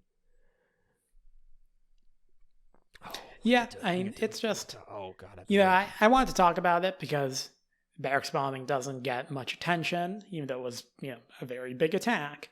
And also just because, like, Reagan has this image of, like, the tough-talking conservative who defeated the Soviet Union and, all that shit. Like, that's why, like, Republicans love him. I think it's kind of quieted down because they shifted that love to Trump, but, like, if you remember before Trump, Reagan was, like, the go-to guy for conservatives. And this is the guy who, like, ran away from a conflict because a bunch of Americans got killed. And that's not a bad thing, The U.S. didn't know what it was doing in Lebanon. He made the right decision to leave. He shouldn't have gone in the first place, but you can kind of forgive him for doing that. But the fact that, like, it just... Fuck that. I want to talk about George H.W. Bush. Yeah. I've been waiting to talk about George H.W. Bush. I don't like this guy. He's fucking dumbass, fraud, bitch. I want to get at him. Yes, Azalea's favorite president, George Herbert Walker Bush. Now, H.W. Bush is often referred to as one of the most qualified men to ever hold the office of the presidency. Looking at his resume, it's easy to see why. Prior to becoming president, Bush had served as a congressman, as the ambassador to the United Nations under Nixon, as the chair of the Republican National Convention, then ambassador to China under Ford, and then director of the CIA under Ford again, and then finally as vice president to Ronald Reagan. It's amazing what doors jacking off into a coffin will open to you in your career. Now, of course, this illustrious career means that Bush played some role or another, sometimes small, sometimes large, in basically all the aforementioned failings of the Nixon, Ford, and Reagan administrations. I've even heard that he helped cover up the Spiro Agnew stuff. Yeah, wouldn't surprise me. This guy is an integral part of the late Cold War Republican scene, and when Reagan's 2 terms were up, that meant that it was Bush's turn to run for the presidency, which he easily won in 1988. We could talk about how Bush lost re-election in spite of presiding over the greatest American military victory since World War II, or how he alienated a chunk of the GOP voting base by raising taxes after saying that he would not raise taxes, or how he threw up on the Prime Minister of Japan. But instead, we're going to briefly cover his role in a scandal that is in many ways emblematic of the Bush style of governance, that being Iran-Contra. What I love about Bush is how he studied for this, prepared his entire life. His daddy and all of his friends' daddies were bugging Nixon to make him vice president under Nixon. He was the golden boy. He was the chosen one. He's been working in Republican politics or the U.S. government in some form of way since he graduated college. Yale, Skull and Bone Society, look up all that shit. And he finally gets behind the car.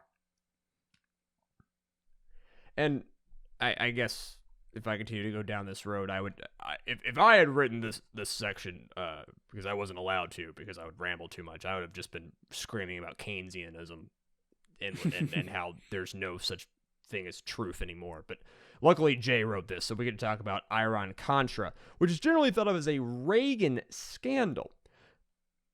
For those who aren't familiar with it, back during the Reagan administration, a decision was made to covertly sell arms, mostly anti-tank and anti-aircraft missiles, to Iran, even as the United States maintained an official embargo on the nation and publicly pressure other countries to cease all arms shipments to Iran. The purpose of these shipments was multifaceted. They played a role in securing the release of hostages held by Hezbollah, and it was thought that they would prevent Iran from sliding in the Soviet sphere of influence. Most infamously, however, the money from these deals was used to fund the far-right militant groups in Nicaragua known as the Contras, in violation of American law. Imagine if Joe Biden sold guns to North Korea in order to get money that he then used to fund the IRA. Wait, actually, that would be really cool. Yeah, I was about to say that. Like, half of that I don't agree with. Half of that maybe I'm okay with. Okay. Imagine that, but not good and morally correct. Yeah. Yeah. Sure. Fuck. To sell arms to, like, Mexican cartels, we can say, or something like that. Sure. Yeah. The details of these illegal arms shipments, and these are illegal because, Congress has said, they've passed like several laws that like you're not allowed to fund the Contras. Don't do it. The details of these illegal arms shipments were first leaked to the press in '86, prompting a media fury and official investigation by both the White House, whose investigations mostly just served to cover up Reagan's knowledge of the affair, and Congress. By the late 80s, multiple Reagan administration officials had been indicted for a variety of crimes relating to the scandal. If you want to learn more about Iran-Contra, Robert Evans at Behind the Bastards did a whole great thing about it. H.W. Bush would deny having any role in Iran-Contra's dealings, but come on. He was Reagan's VP and closely connected with the defense and intelligence apparatus of Reagan's White House. This guy used to be the head of the CIA. You think he doesn't know about this? You think they couldn't hide it from him if they wanted to? Yeah. At the very least, he knew. He knew everything. But, now he's president, and with the possibility of further trials implicating him in the affair, he naturally pardoned the 5 administration officials who had been found guilty and one whose trial was yet to occur. With that, the investigation into Iran-Contra came to an end. Now, Ford's pardon of Nixon is often cited as the moment it became clear that presidents would not be held accountable for their crimes. But I think H.W.'s pardons really made it clear that even the lesser officials were basically above the law, as long as they were important enough and as long as they were Republican. Iran-Contra is more or less a story about how Reagan, the darling of American nationalists, was basically full of shit. He was secretly selling arms to the hated Iranians. This is when everyone remembers the Iran hostage situation. That was 5 years ago. Okay? Yeah. Everyone remembers this. Yeah. And, at the same time, he was blustering on TV about how the U.S. will never deal with Iran. And ultimately, it didn't matter. The right would put their hands over their ears whenever the press talked about it. But H.W. ensured that there would be no legal repercussions for this whole affair. And, I know you can say, why are we talking about this? We already talked about Nixon. We talked about Spiro Agnew, whatever.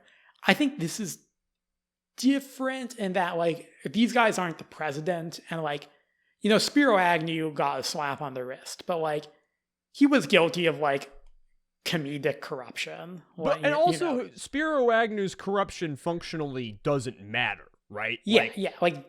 Yeah, the vice president is getting kickbacks from his Baltimore corruption machine.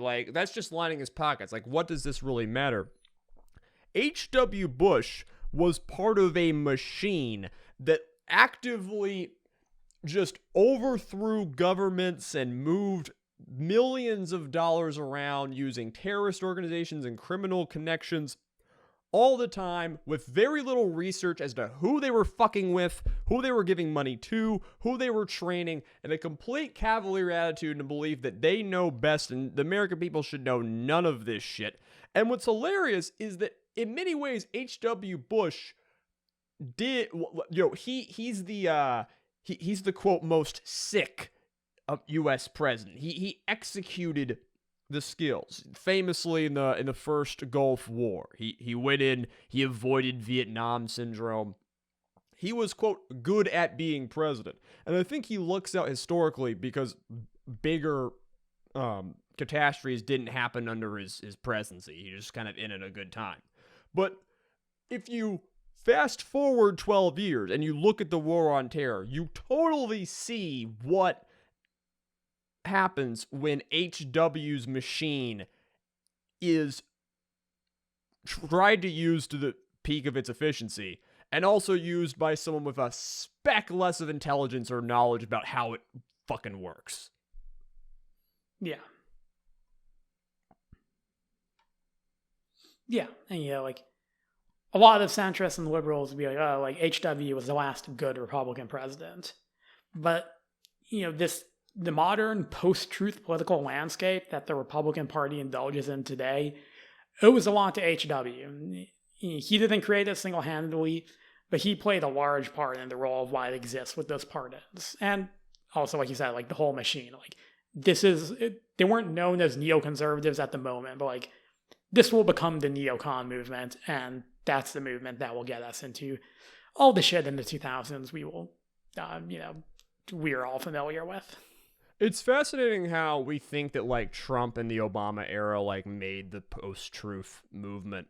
When I was looking into the QAnon episodes a year ago, Rush Limbaugh came up all the time during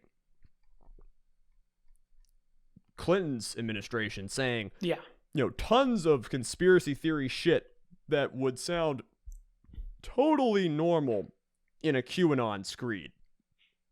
And this is just locked-lipped, the American people don't need to know about things, cultivating the lack of truth. That's what you gotta remember.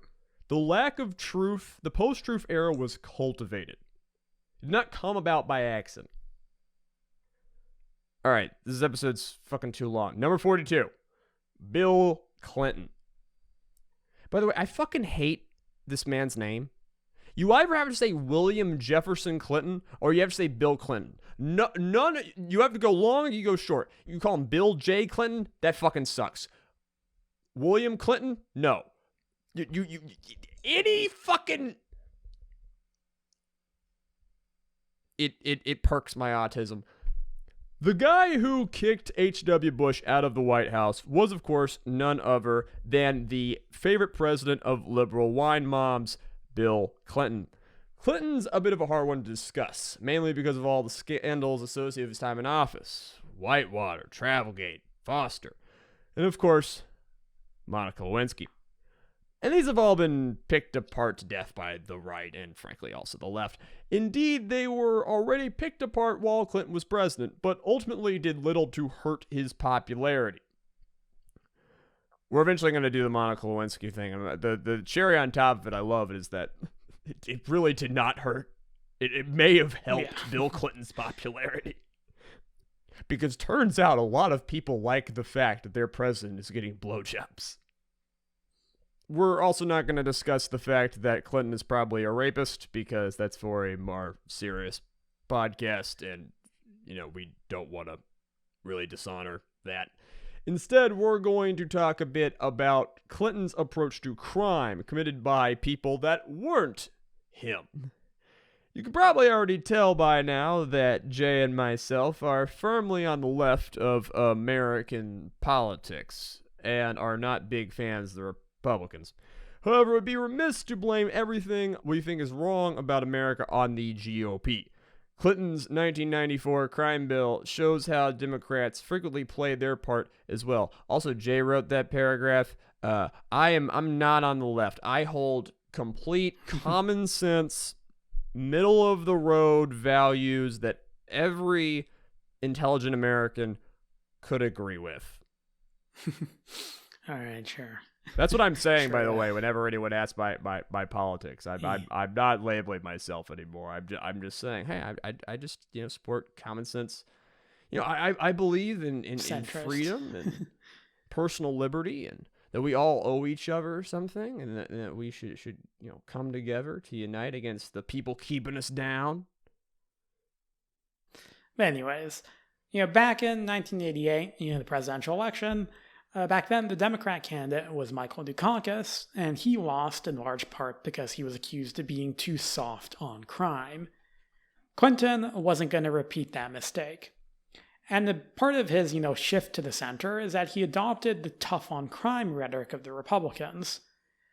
The culmination of this was 1994 a Violent Crime Control and Law Enforcement Act drafted by Congress, most notably Senator Joe Biden, in close cooperation with the White House. Included in the provisions of this act are, expansion of death penalty offenses, mandated life imprisonment for people convicted of a third violent felony, increased money towards states that more strictly enforced mandatory sentences, support towards boot camp type penal programs for minors. Oh, that's a great idea right there. Yeah, and an end to federal higher education grants to prison inmates. And the federal assault weapons ban, which is the only part of the bill that, they got rid of eventually. Rare dub. Yeah. It's worth noting that the politics around the crime bill are more complicated than a lot of people, especially on the left, do often like to make them out to be. It was very popular at the time.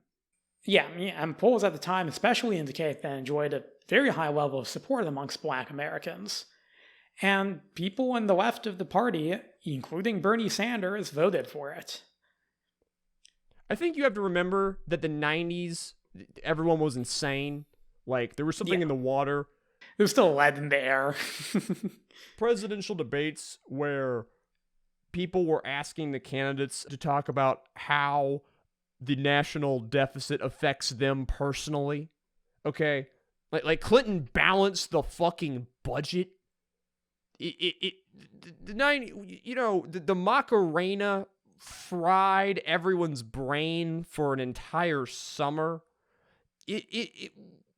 We were on some different shit, okay? And by we, I mean them. I was not around for any of this. When I look at the 90s, like, I get the 70s, I get the 40s. When I look at the 90s, I just see sheer deranged shit. Yeah. It's clear to us today that the crime bill led to further increase in mass incarceration by effectively encouraging states to keep more people in prison and for longer.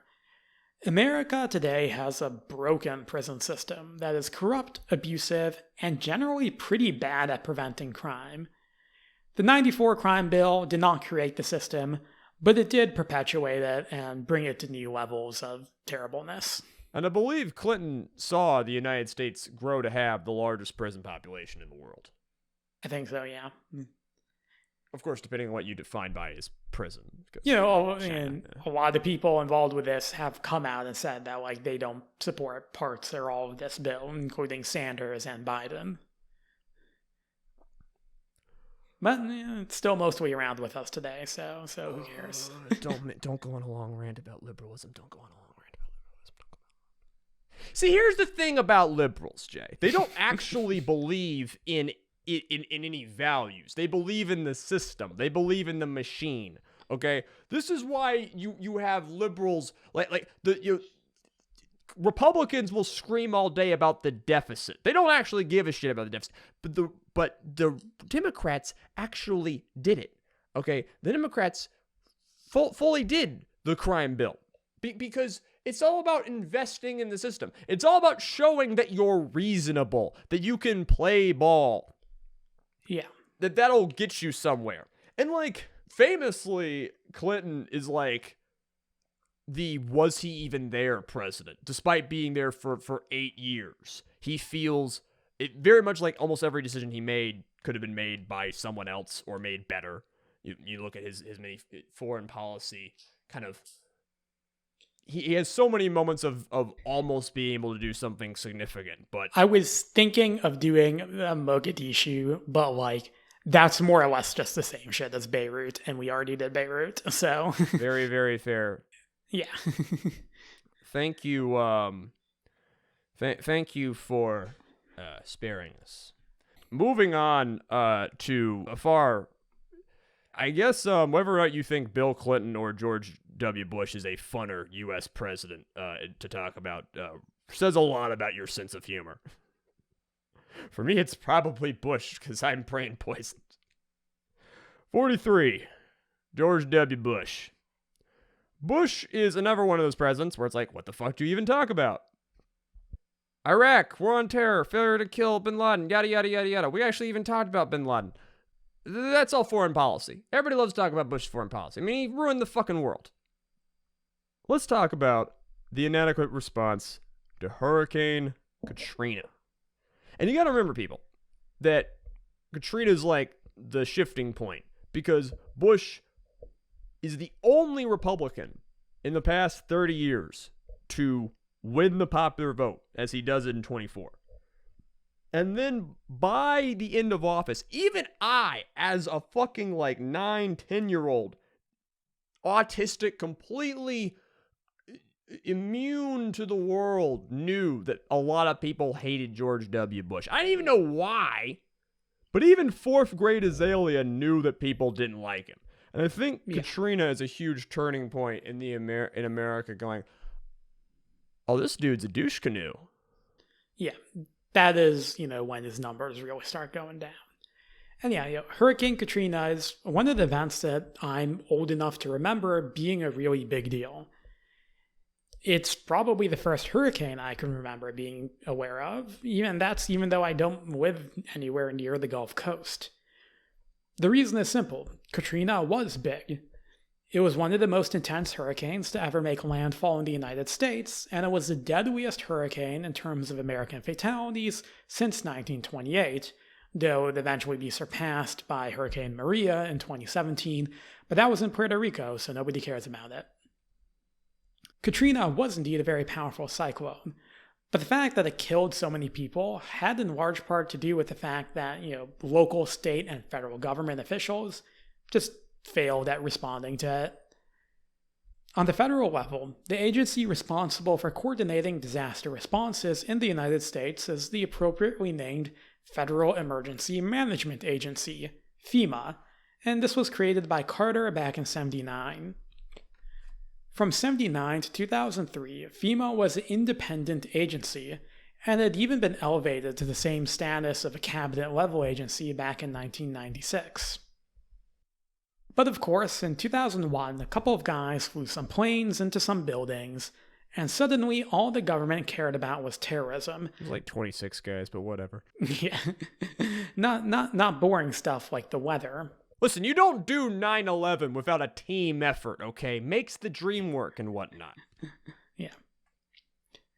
Bush's administration worked with Congress to pass the Homeland Security Act of 2002, an act that created the Department of Homeland Security. The creation of the DHS was the largest federal government reorganization since the 40s because it absorbed resources and personnel from several other agencies, most notably FEMA.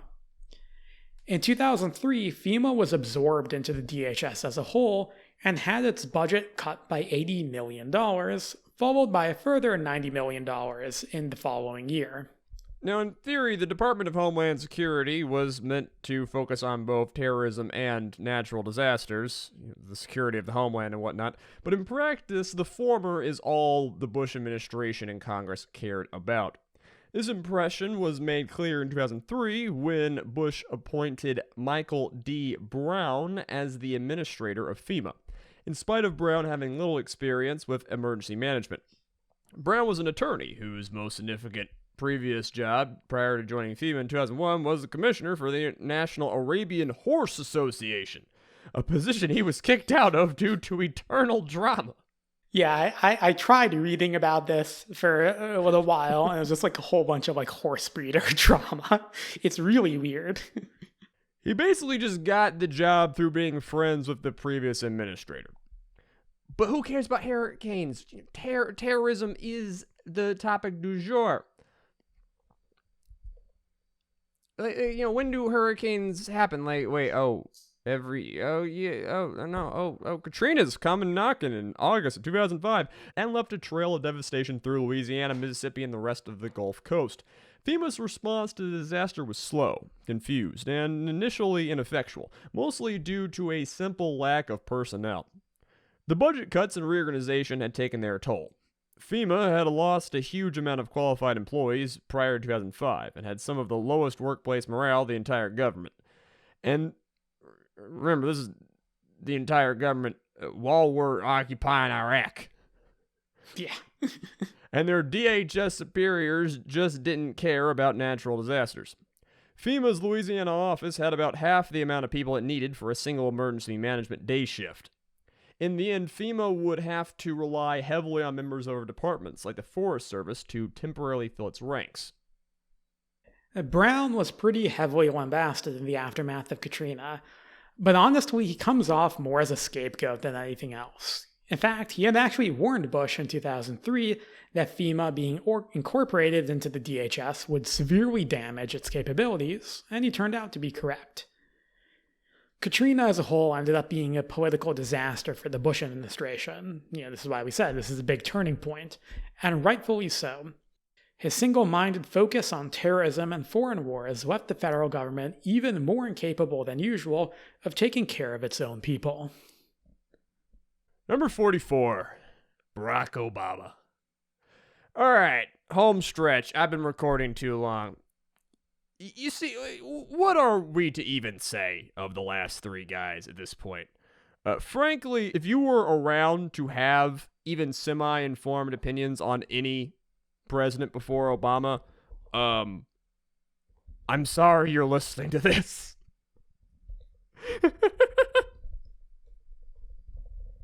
But we've reached now the point in history where the truth has fully thrown out the window. Okay. I think Bush was kind of one of the last gasps of that as America fully realized the just crumbling incompetencies of his administration and the inability to do anything responsible. But Obama, Trump, Biden, are they good presidents? Who the fuck knows? Who are you talking to? Who are you asking? This is a point where what the president does is beginning to matter less and less. Everything's more or less going to be a scandal. So we thought we would talk about something a little more lighthearted and silly for the Obama era, which should be thought of as a lot more bloodthirsty and awful than it is, but that's a different rant. Obama, of course, came into office at the height of the War on Terror. Unlike Bush, Obama was generally wary of large-scale foreign troop deployments. Instead, his method of prosecuting the war was more or less just to let the intelligence apparatus run wild. Perhaps the most famous aspect of this policy was the extensive drone campaign used against al-Qaeda targets in Afghanistan, Pakistan, and elsewhere. Obama's drone campaign killed a ton of civilians, but it also did demonstrably weaken al-Qaeda. I mean, I think if you piled up all of the bodies, it'd be far more than a ton. Yeah, probably. Could be up to 16, 47, we'll never know, because a lot of it's been covered up. What was far less effective, and possibly even more sinister, was another one of the CIA schemes during the Obama years, this being a fake vaccination campaign they ran in Pakistan. You love it when an organization respects their roots, dosing people with stuff without their consent or knowledge. Yeah. It's heritage, Jay. It's heritage, not hate. Yeah. Now, see, by mid-2010, the CIA had narrowed down Osama bin Laden's whereabouts to a compound in Abbottabad, Pakistan, but they lacked solid confirmation of his presence there. They kind of figured he was there, but they didn't know for sure. In order to obtain some sort of confirmation, they cooked up a fake vaccination scheme, basically working through a Pakistani doctor. they would administer hepatitis B vaccines to infants in and around Abbottabad, while secretly collecting DNA samples from them in an attempt to find potential offspring of bin Laden. The hepatitis B vaccine, for those who don't know, is generally administered in 3 doses. But as part of the scheme, the doctors basically just did 1 dose and then moved on to the next area. Now, the whole scheme would ultimately prove useless in confirming bin Laden's whereabouts. They did it through other ways, which means that this failed as both a vaccination campaign and an intelligence campaign. The vaccine scheme was uncovered by the press and the Pakistani government in the aftermath of the bin Laden raid, leading to a massive outbreak in anti-vaccine sentiments in Pakistan. God fucking damn. Why do I find this is tragic. What the fuck is wrong with my brain? Why do I find this funny? I don't know what's going on.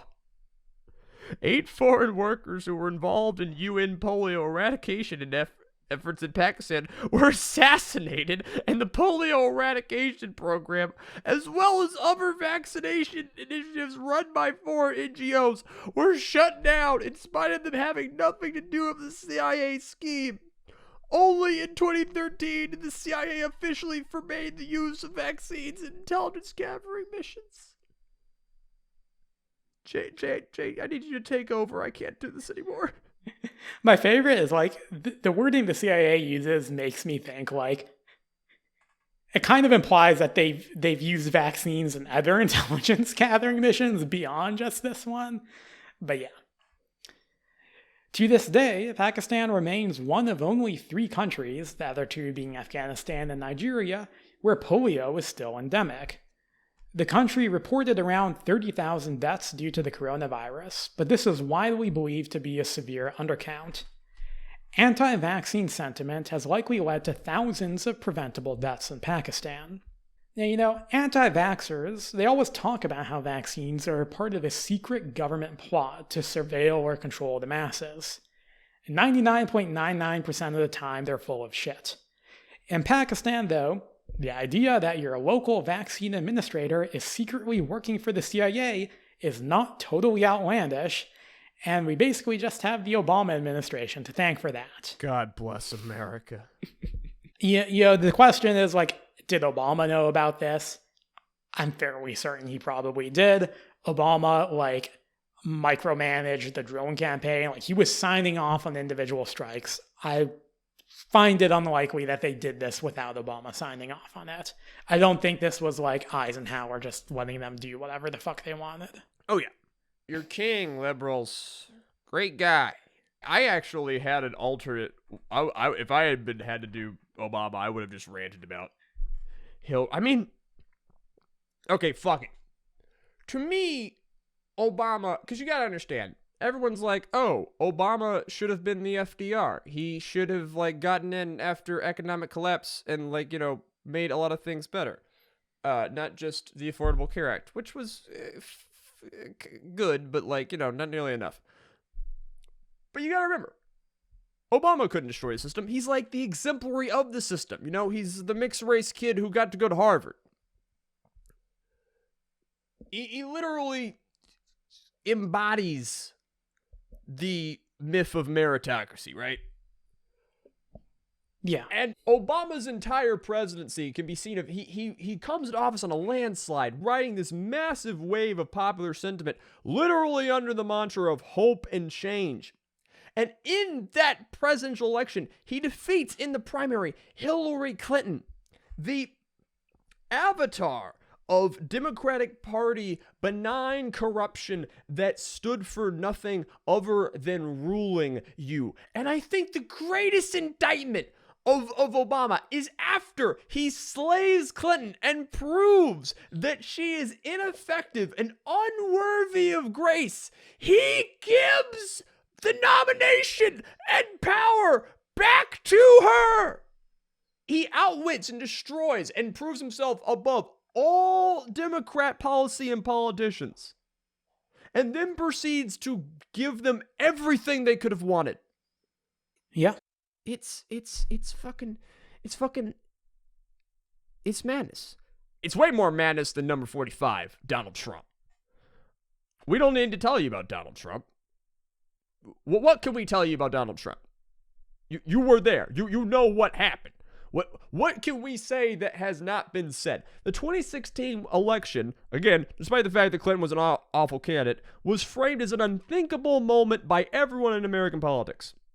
No matter what side you're on, you thought Trump's election was strange and it was unprecedented. Those against him assumed it was a vast conspiracy by the Russians that would usher in the most disastrous term of any president in history. Those behind him assumed it would set off a new golden age never before seen. And this obsessive wave of interest, coupled with the fact that Trump's White House leaked like a South Georgia duck blind, made his presidency perhaps the most documented in history. Jay, how many books about the Trump presidency can you just like think of the titles of just like off the top of your head? Probably like 2 or 3, which doesn't sound like much, but that's 2 or 3 more than I can most. But you're aware that there are dozens. Oh, and yeah. During the Trump presidency, like starting on like 6-month end, there was more or less like a new big book every 4 months. Oh, yeah. People were putting out Trump presidency books like his first year as president. It was basically a grift. Yeah. Every facet of this man's life and presidency has been investigated and torn apart. We talked about the books. You got articles, think pieces, podcasts, our fucking podcast. It's all too much. And like Nixon, we're in a struggle with what do we even pick as the scandal? So we won't pick any of that. Trump's incompetence, you see, is that he didn't want to be president at all. Trump grew up the son of a construction magnate in New York, and anyone who observes him for 10 seconds can tell you that the man is driven by ego and pride. After considering becoming an actor, Trump followed his father into real estate after college, but took to the profession with a unique angle. Trump appeared on talk shows to promote his buildings with flashy, ostentatious style. He became a key source for gossip magazines and ingratiated himself to the media, insisting that they always referred to him as a billionaire. It didn't work, of course. Trump failed at real estate, from apartments to casinos to golf courses, and was bailed out several times, first by his father and later by creditors in Germany and Russia. But he did succeed in becoming a household name, which reached its first zenith as he hosted the reality TV show The Apprentice. This TV endeavor was Trump's most popular to date, and once it began to wane in the 20-teens, he needed a source of new cash. Many have speculated that Trump's pivot to politics was an elaborate publicity stunt, meant to make him more popular and able to negotiate with the networks for another show. This makes a lot more sense now that journalists have uncovered more and more of his tax returns and found the massive sums of money he owes to foreign creditors, debts which are coming due really soon. If you want a more comprehensive argument as to that Trump only got into the presidency thing as a way to boost his appeal to TV networks, I believe the YouTube channel Renegade Cut, I think, has a video about that came out recently. Jay, you're a little older than me. Were you growing up, did you ever watch The Apprentice? Did you know it was a TV show? I knew that was a TV show. I was definitely aware of the Trump brand and all the stuff. Like he's in one of the Home Alone movies and stuff like that. I never watched it, but yeah, I definitely knew that Trump was one of the guys. Yeah, I was vaguely aware there was a show called The Apprentice, and I was very aware that Donald Trump was a guy. I didn't know he hosted it. No, I definitely knew that he hosted it, and I definitely knew the whole you're fired shtick and everything like that. Yeah, I saw jokes about that, but I didn't know that he was the guy they were joking about. I mean, again, I'm 9. You don't have to believe Trump got into politics to boost his TV career and avoid bankruptcy. I've heard other arguments based around his desire to spite those who mocked him. Regardless of why Trump ran, it's clear he didn't want the job. As soon as Trump got into office, he immediately abandoned policy decisions to the Republicans in Congress and was barely involved in their bills. It's the Tim Ryan show. Which went great. He also delegated Supreme Court nominations entirely to the Federalist Society and the Republican machine. He doubled Obama's already laughable habit of playing golf while in office and spent hours every day watching sycophants on cable news praise him, which we would later learn was penciled in his schedule as executive time. Gotta love them euphemisms. He didn't listen to daily briefings and rarely read anything handed to him beyond a few sentences. There's a hilarious evolution you could read about, again, because of all of the think pieces and articles and all of the leaking, where his aides will talk about how over the course of the 4 years, they strategize ways to get him to pay more attention with PowerPoints and moving stuff, and they like came up with little rules for what worked the best. It's really sad. But he made decisions quickly without much input, or refused to deal with some problems at all. There were multiple occasions of orders being taken off his desk before he could even sign them, and staffers interfering to curb his darkest instincts. To be clear, that's just treason. That's treason. Good treason, but it was treason. The guy barely did his job, and frankly, it's a testament to the executive branch that everything stayed intact with him at the helm.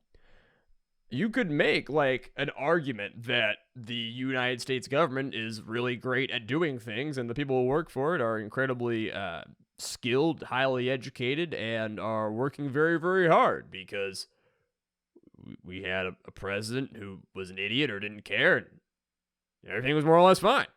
I wouldn't make that argument, but you could. This lack of direction or knowledge of government function made the Trump administration a flailing mess. Add to that the propensity of his underlings to deceive and scam, and you have a factory that just churns out scandal. Yeah. The media was already obsessed with Trump. Everyone was convinced he was either a doom or a savior, so every event was highly scrutinized. Within a few months, the Trump administration became an escalator of gaffes, exposures, and foibles, all of which was screamed about by the press before being disregarded in favor of the new outrage of the day. It was a story of content that washed over most of the American people. Ironically, the abundance of things to pay attention to made it even easier to tune out, and we kind of just lost sense of what was important. The Trump administration was just a series of moments, so I guess there's nothing to talk about other than our favorites. All right, Jay, what do you got? What's your favorite Trump moment? What's the... Because, listen, even if, like, you're a complete, like, hate this guy liberal, and I was that guy for a long time, still kind of am. I do hate this man. There are some times where, advertently or inadvertently, he was just fucking hilarious. Come on, what you got? My favorite... I mean, my favorite's the orb, but that's not really, That counts. Yeah, I that's guess a that moment. Counts, yeah. I mean, the president of the United States and the king of Saudi Arabia and I think some other dudes are fucking looking like Star Wars villains, holding an orb.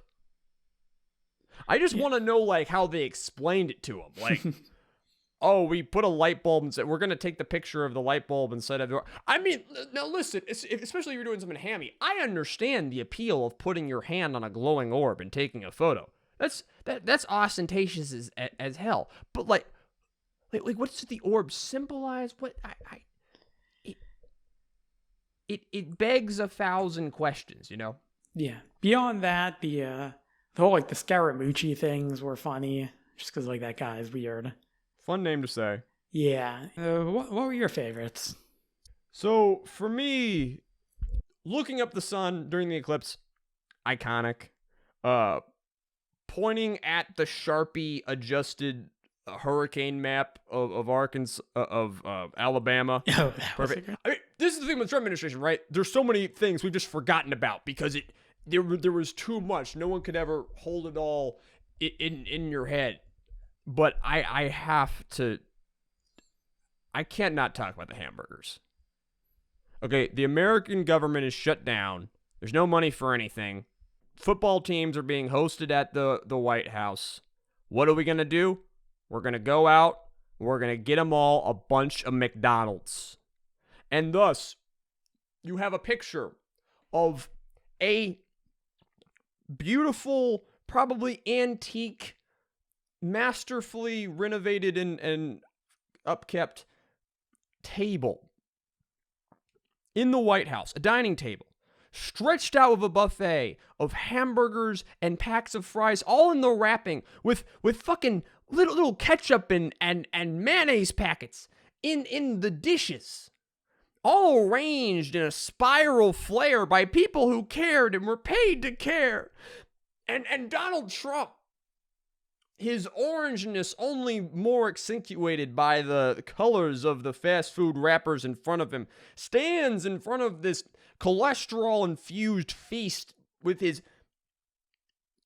elbows by his side and his fingers splayed in his hands, all while President Lincoln, behind and above him, looks down his stately gaze at this mockery of a feast. It's beautiful. It's beautiful. I have no other words for it. Yeah. One moment that I remember as being funny, just because like it was big in communities that I'm tangentially a part of, even though I think for most people it flew under the radar, was when he tweeted out an image of Iranian missile launch site taken by a U.S. spy satellite after an Iranian launch like blew up or something. And this sounds like whatever, okay, who cares? The image was taken by a spy satellite and very high resolution, and basically this was the first ever public confirmation we had that these satellites could photograph things in such resolution. This should have never been made public. It was highly classified because it immediately telegraphed to the rest of the world just how, capable the spy satellites were. Like, if you look this up, it, blows like Google Earth, images out of the water. And again, most people don't give a shit about this. I just find it very funny because I'm, a member of some what people call OSINT, open source intelligence communities and discords and stuff. And a lot of these communities have strict rules in what you can share and you can't share classified information. So I remember when Trump tweeted this, in some of these discords, people are like, you can't share the tweet. We'll kick you out of the discord if you share the tweet because we're not allowed to tweet about classified information. And I'm like, only you would talk about OSINT Discord discourse. The president of the United States tweeted it. I'm like, I don't care what you think about. And they're like, oh, well, you're the president, just because he's the president, he's not allowed to declassify things, without going through proper channels. I'm like, I don't care, about the legal proceedings behind it. The president tweeted it out, you're allowed to talk about it. But yes, that comes to mind to me as a funny thing. Number 46, Joe Biden. More like Ho Biden, am I right? Ah, yes, the ruling president of America. Obviously, if you're listening to this in the future, Matthew McConaughey has not had a chance to become president yet. I was actually thinking, because we talked about all these generals and whatnot, who are sort of apolitical or beyond politics figures. I definitely believe that celebrities are going to replace generals as that role. Or at least people are going to attempt to. Yeah. Joe Biden is still he's still young in his term. We're about halfway done of his first term. If Trump wins the primary, he'll certainly get two. Whether or not Trump wants to win the primary is kind of up to the odds. I don't know, Jay. We didn't put any script for this. I'm fucking fading, but we gotta say something about the boy from Scranton. What do you? How does the Biden administration seem to you so far? You haven't carefully screwed it, but how are the vibes, especially compared to the other presidents of the 21st century? Biden, now that I think about it, definitely has the Truman vibes of being a reactive president, of just being this is, COVID, Ukraine, whatever. Like, just like you have these crises that he's just like reacting to you and can debate how well he's doing. I think most people say he's probably, most people who aren't, biased against him because of party reasons, because this is the era we live in, will say that like he's doing an okay-ish job. I know there's been discourse over his legislative accomplishments, whether he could go further or whether he can't because of, conservative Democrats in the Senate, stuff like that. But yeah, my take is like a very reactive president. Not someone who's going to solve the big issues of America, but better than the last guy, I guess. I'm a little more negative, even in my, this is me talking as like a social democrat or a progressive liberal, or someone who like believes in the American experiment, which I don't. But if I were to try to, Biden, he literally was elected on the platform of I am the bare minimum. Wouldn't you want to go back to the bare minimum? Right? The return to normalcy. The return to the Obama era, which sucked. You just don't remember it properly, He's been unpopular. Not super, super unpopular, but generally unpopular for both good and bad reasons. Yeah. We had everyone was creaming their pants over how, quote, well the Democrats did in the 2022 midterms. They still lost seats in the House, people. They didn't win. But you people have such low expectations for them that you will celebrate this as a massive victory or a blue wave. Give me a fucking break. I mean, there are fair historical reasons for that. True, but I still think that Americans don't demand enough of their leaders in general. I mean, you talk about that blue wave. Imagine how much the Democrats would have won if we had a president in charge who didn't have a 42% approval rating, I guess it comes down to the, like, again, this kind of also reminds me of the Truman, of like the person, which kind of person would have done it differently or whatever. Like the thing with the approval ratings now is that the way it works is that everybody who supports the other party is going to disapprove of the president almost universally. So that caps you off in like the high 40s, maybe 50 high 40s for approval rating. And then you're going to have a section of your own voter base who doesn't like you. Mm.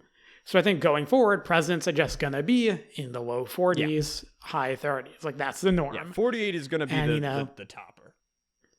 Like, I think really, like, maybe we can say it speaks to a failing of, like, the Democratic Party that, like, there's nobody better than Biden. Well, that they believe. One thing that Truman's big thing was he went out and he pleaded directly to the American people. And a lot of hay has been made of Joe Biden's age. Obviously, I think that's true, but I always find that strange considering I do not perceive him to be more senile than Donald Trump. I mean, in office, Trump was, saying oranges when he meant to say oranges and totally forgetting what he was talking about.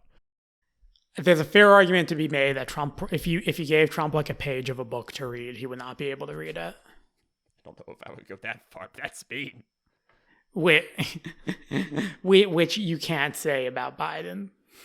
At least I don't think you can say that about Biden. We can assume literacy. That's a great bar to hop over. And I've kind of found it shocking that he's been so... Considering... One, you have the fact that, like, civil rights and... anti-queer and female violence have been huge under his administration. We've had the enslaving of female bodies under the new Supreme Court decision. We've had 2022 saw a massive outbreak of violence and hateful rhetoric against trans and queer folk all across America. Tons of shootings, tons of people being outed at school boards, and this sort of being a local problem sweeping America, which the president very rarely used his platform to comment on or really try and drive against. I mean, you could say it worked. They did pretty well in the midterms. The whole, like, just blame MAGA and Donald Trump for everything is, I suppose, worked out. I'm utterly shocked that he hasn't advocated for a federal marijuana legalization. Like, it just seems like the easiest thing to do to make yourself more popular. You don't even have to pass it. You just have to say you want it. It's lying right there on the table. He's just an idiot. Yeah, one of the other things which I think can be said, and we kind of got into this earlier when you're talking about the system versus the person, is that the system of the executive branch and all the things that are around it in the American like policy apparatus just kind of rolls on forwards and changes, gradually over time. And it means that, I know we just did a whole 3 podcasts about presidents, but it means sometimes the presidents don't matter much. Like Reagan is famous for deregulation, but the big deregulation all started under Carter. Like that's a good example of that. And Biden has continued a lot of Trump's policies. A lot of Trump's stance towards China has continued under Biden. A lot of Trump's immigration stuff. I mean, Trump's stance on China was in many ways kind of stealth in place under Obama. Trans-Pacific Partnership. A lot of the immigration stuff has continued under Biden. People, talking about like Trump's like concentration camps at the border and stuff like that. It's continued under Biden. Like, part of it is like, if you're on the far left or the far right and you expect presidents to like do these big sweeping things, you're more likely than not going to be disappointed. And I'm not saying like that's a bad thing to expect better of them, but that's kind of just how it is. Yeah, I mean, ultimately, again, this is why. And Donald Trump is weird. He was a strange figure. He did kind of take to things in a somewhat unique way again because he really didn't care or want to be there. Even if the Democrats like believe when they say that they want him in jail, they want to prosecute him and whatnot, they're not gonna try hard enough to do it.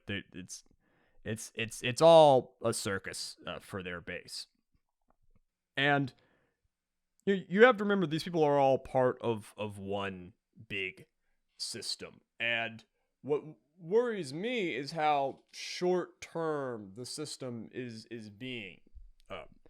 Joe Biden, it was a guy who was put out to pasture by Barack Obama, like who in 2015 was deemed too old to run for further office, and now he's trucked out of cryosleep as this guy who is perfect to defeat Trump. Yeah, which is obviously now true because we can never run the counterfactual. And who is he? And who is his vice president? But Kamala Harris. And I think that Kamala Harris and Joe Biden are just a perfect example of the flaws of the Democratic Party. In Joe Biden, we have this guy who voted for the crime bill, voted for the war in Iraq, helped weaken Roe v. Wade a lot during his time in the Senate, and is now simply putting on new clothes to dance to the tune of America and get elected and be popular. Not that he's even, again, great at doing that. Power that, there is technically an agenda, but refuses to break any of the decorum, any of the rules, most of which aren't even in the Constitution, in order to actually make change for America. America is a very poor country. There are tens of thousands, if not 100,000 homeless people. There are people still dying of COVID. Rents are spiking. The planet is burning. We're in a crisis. And not only is he incapable of doing it, he's incapable of even conceptualizing how to do it. Move on over to Harris, and you have the first female vice president, a black, female, Asian vice president. And that's great and beautiful and wonderful. And I think having women at the highest levels of office is much more important than most people think it is. Simply our daughters deserve that inspiration. But Harris was and is a party plant, a hack. This is a woman who absolutely crashed and burned after being relatively hyped up in the 2019 primary. You have a senator from California who drops out of the race for any primary because she knew she would lose in her home state. A woman who could not out fundraise Andrew fucking Yang. I mean, the stories of Harris's primary campaign, like you can look them up. Like, it was a real shit show. Apparently, it does not, give you confidence in her ability to run for office. At least not at a national level. Despite embarrassing herself on the national stage, the party apparatus picks her up and pops her into the vice president seat, saying it's a huge diversity move and it's great, despite the fact that, you could have chosen Stacey Abrams, or there are plenty of other there's plenty of brilliant black women in America. But you choose someone who you can control, and you put her in the office next to the most geriatric president the United States has ever had, and in order to completely non-democratically, basically, usher her as the logical next step for power. And I think that's basically completely disgusting and shows how, again, the Republicans have all of their horrors, which we've outlined, but from all of the deep state shit to the lies, to the corruption.